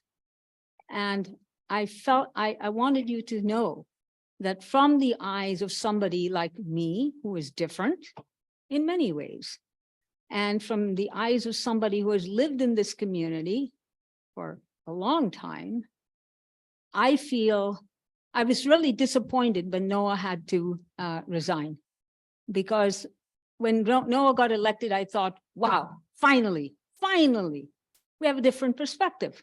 And it just makes us richer and more caring and a broader group. And then, of course, I understood Meredith is very ill and he had to step down. And I felt like something, there was a void. And then when I looked at the slate of candidates and I saw these two eminently qualified women, I said, you know, speak up. Now's your turn to say something. Don't sit quiet and then complain afterwards. Now's my turn. So here it is. I'm here today. All the candidates, whoever you appoint, will do a good job. But there are these two people I feel would bring an additional perspective, which I have felt has been a bit of a void in our community. So thank you. And I hope my letter was expressive enough. Thank you. Thank you, Lolita. I appreciate it. Is there anyone else here this evening who wants to speak in public comment period? No. Madam Clerk, do we see anybody online who wants to speak? Seeing none. Okay, thanks. Then I'll close the public comment period and I'll bring it back to the council for discussion. And my only ask is that we have an opportunity for each of us to speak before we get into making any motions, just in case that is helpful or not. But I would appreciate that. Is there anybody who wants to start us off? Yep. Go ahead, Councilmember Thier. I just want to say something preliminary. That is something that we all say a lot, that we have an embarrassment of riches. And each and every one of you who has applied has done amazing work for this town, and you should feel very proud no matter what the outcome is tonight. And I really want to thank you again for stepping up. So, yeah. Thank you. Vice Mayor Fredericks, please. So I would like to echo those thanks, and don't think if you're not appointed, you're off my list, because I have your emails. However, I would like us to just think about what the past elections really mean, because this is something that has been made an issue by the candidates about what their previous standing in the previous elections were. Some of three of the candidates talked about this. You know, the three candidates who previously ran lost, and the two races they ran in simply were not comparable. There was a high disparity in the number of voters who showed up. And so there was a difference in the number of votes that were possible in each election. In the last election, there was also an active bullet vote campaign. Please just vote for one candidate based on two issues. So that makes percentages comparisons a little bit hard to interpret. And there was also a disparity in the number of candidates who were running. So what it really shows is that somebody really was willing to serve, and there were people who were willing to see them serve. But really the commonality is none of the candidates won. You know, my feeling is, rather than guess who's second best, I favor revising our decision to appoint and just move to the August election. Obviously, the voters want to have a say. We had so many letters, especially for our two women candidates, supporting them. And that is the public saying we want to have a voice.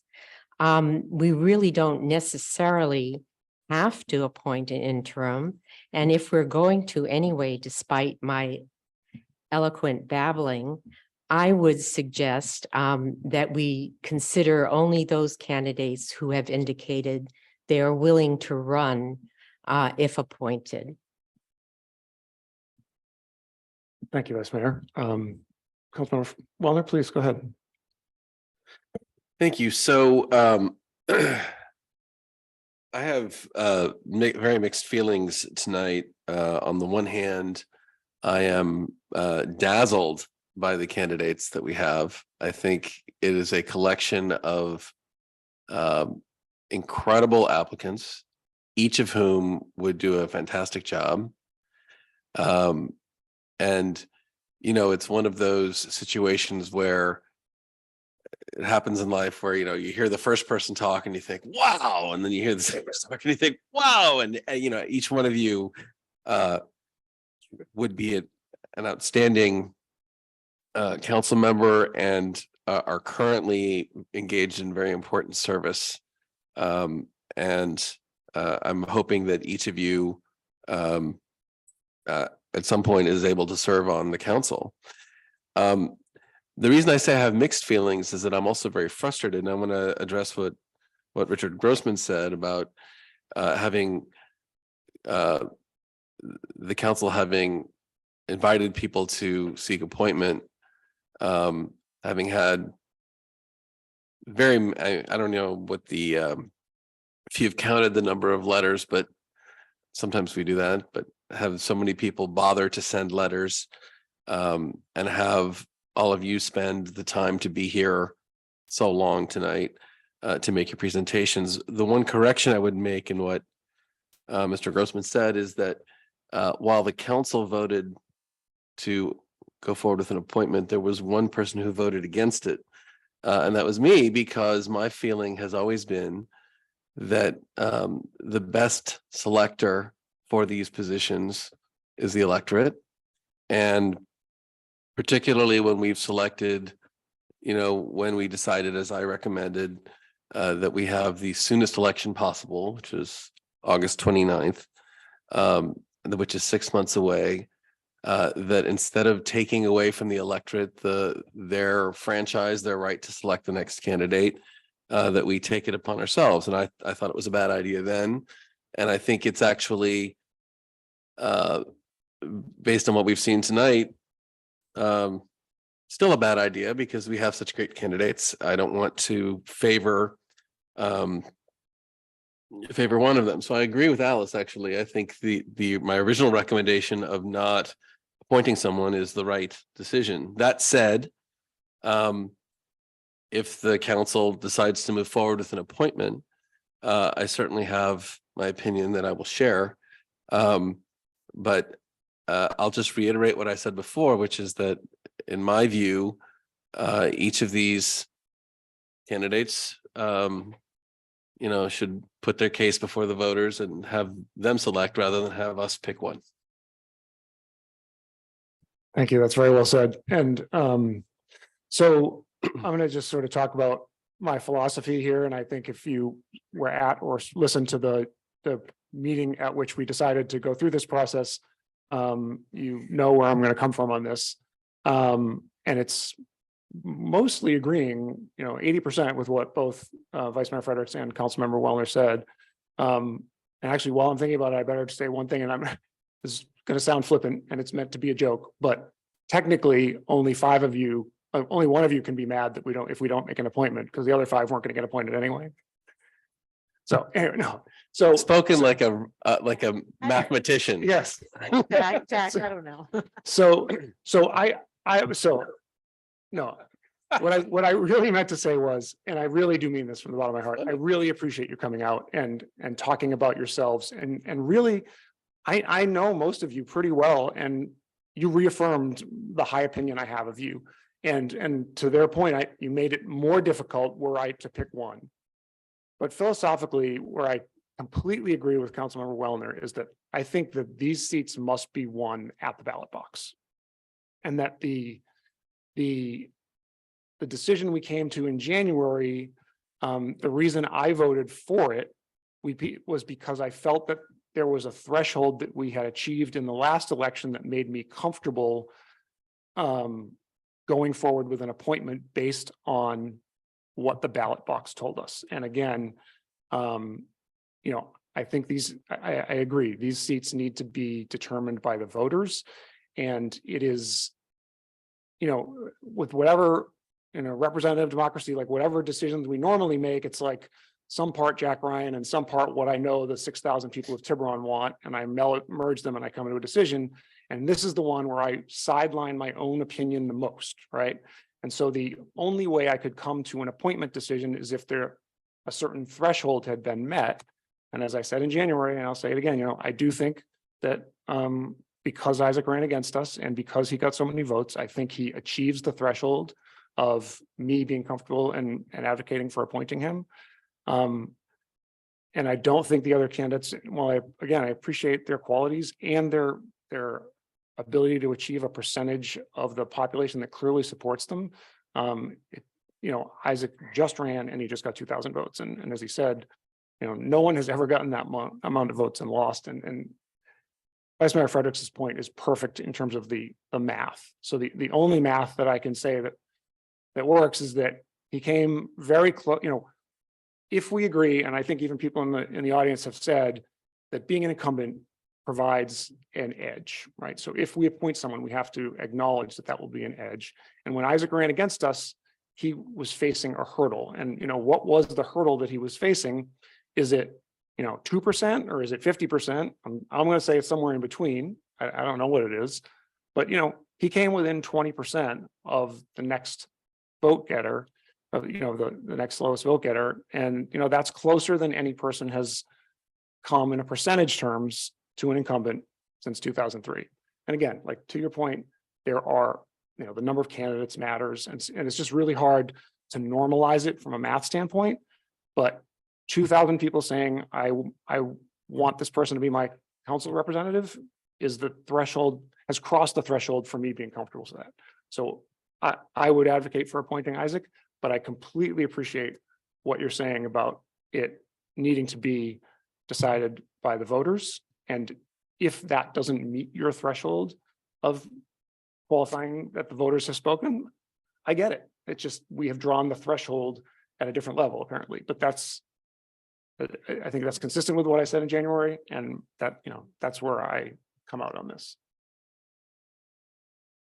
And the only other thing I'll say is I don't think that the ARC characterized it as, and if they did, I don't think it was fair of them to say we were looking to kick the can down the road. I think it was more characterization is, oh my God, we do have 6 candidates who are unbelievably qualified. And so just our ability to agree, the 3 of the 4 of us to agree on one, it's going to be tough. Again, mathematically, right? Like that's going to be hard. So I appreciate any frustration people see if we don't come to a decision, but I wouldn't characterize it as kicking down the road. I just think it's not a decision we should take lightly, and having it go to the voters is representative of that. But again, you know where I stand now. Councilmember Thayer, do you want to circle back on this at all? Yeah, I'll circle back. I'll let someone else go first, and then I'll circle back. We've all spoken. We can't hear you. I said that I'll make my comments in a moment, is what I said. In the meantime, do either of you have anything else you want to add or subsequent thoughts? I mean, the one thing I would add to what you said is that there's, in addition to what you said about it's not kicking the can down the road for the reason that you gave, which is that it's hard to pick. I actually think it's not kicking the can down the road because when an election would only be 6 months away, I think it's inappropriate for us to appoint someone instead of letting the electorate do it. Inappropriate. Yeah, no, that would be the opposite of what I meant.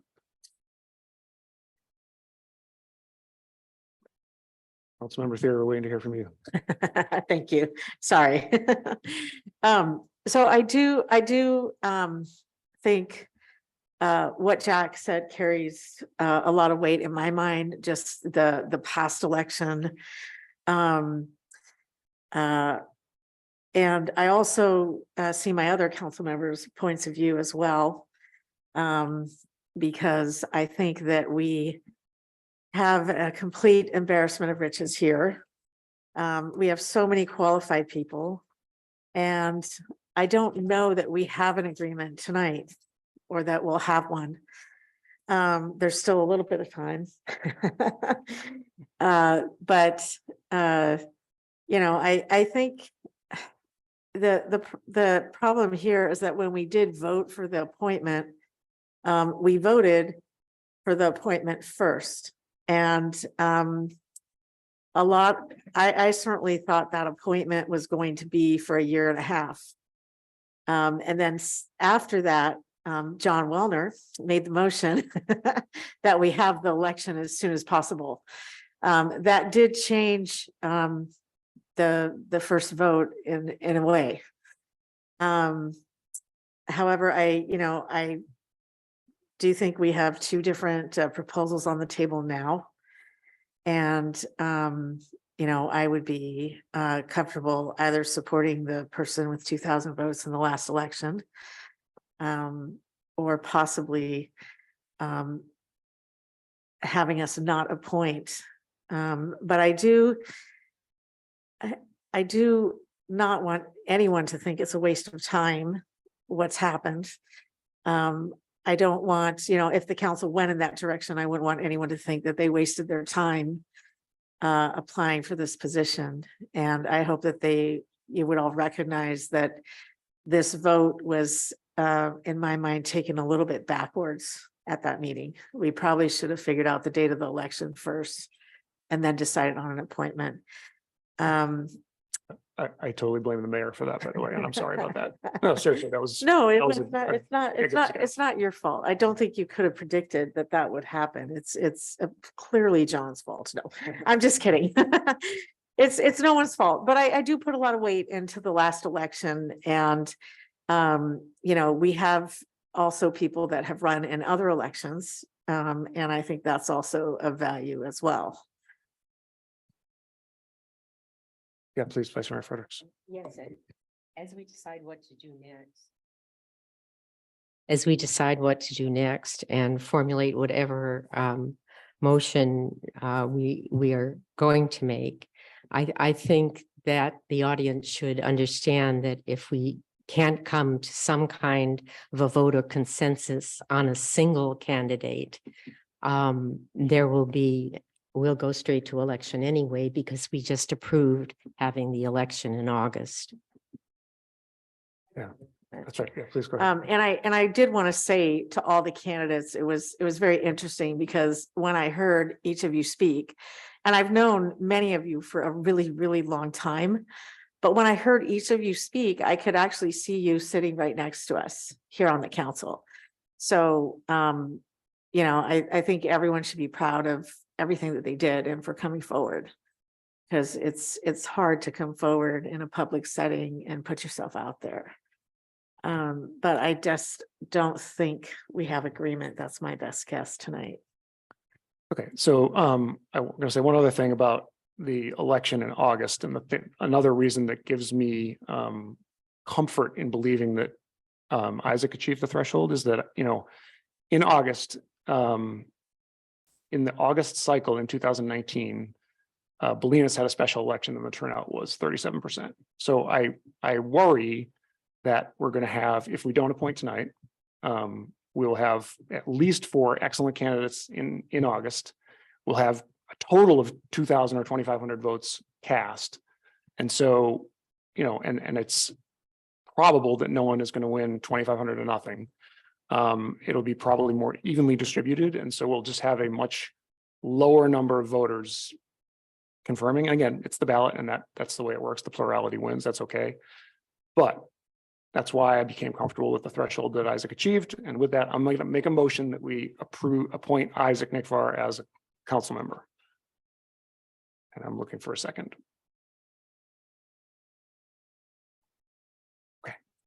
So I will second the motion, yes, I'll second the motion. Can we have a roll call vote, please, Lee? Councilmember Thier, Yes. Councilmember Wellner, Nay. Vice Mayor Fredericks, No, Mayor Ryan. Yes.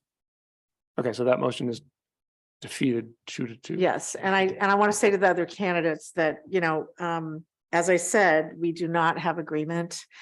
I think, Although, yeah, is there go anyone else ahead. who wants to make a motion to Sure. put forth a candidate? I don't think there is, based on what you've said. I'm just want to make sure, right? you mean based on another candidate? Yeah. Okay. Yeah. No, I Okay. understand. I just wanted to make sure I was being thorough. Okay. Sorry to interrupt. Go ahead if you had more. I did, and then I. Sorry about that. Yeah. So again, I'm going to say to the candidates, like, I know that we do not have agreement on a candidate here tonight. And I don't think we have to have another motion to say that, but you know, I want everyone to know that they're very, very valued. And I hope to see everyone running in August for the August election. And unless there's any other motions, I don't think we have anything else. Right. And Okay. thank you again. So thanks again. Yep. And thank you so much for coming out, and looking forward to seeing you in the election in August. But now we move on in the agenda to any town council reports. Do we have a town manager report tonight? Just a couple of quick items on scheduling. A reminder to council that the April 5th meeting will be canceled and that we have scheduled the annual capital improvement project retreat for April 20th in the, I believe, 8 to noon, or we'll confirm the date, but it's on April 20th. Just want to make sure folks have that on their calendar. And it's 8 to noon. I'm thinking it's that. It's if it's not, it's probably 8:30 or 9 to noon. So I believe it ends at noon though. So. Okay, thank you. And so the next item on our agenda is that we are moving into closed session. The meeting won't technically be adjourned until after we come back from closed session, but we have no other action items in the public to discuss tonight. Are we going into?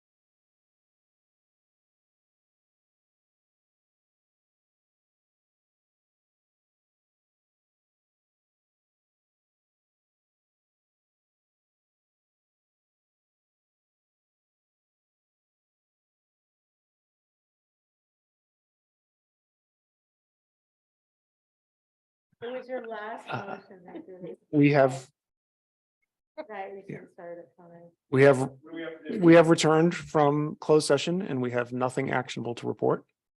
And with that, the meeting is adjourned. You didn't do the gavel.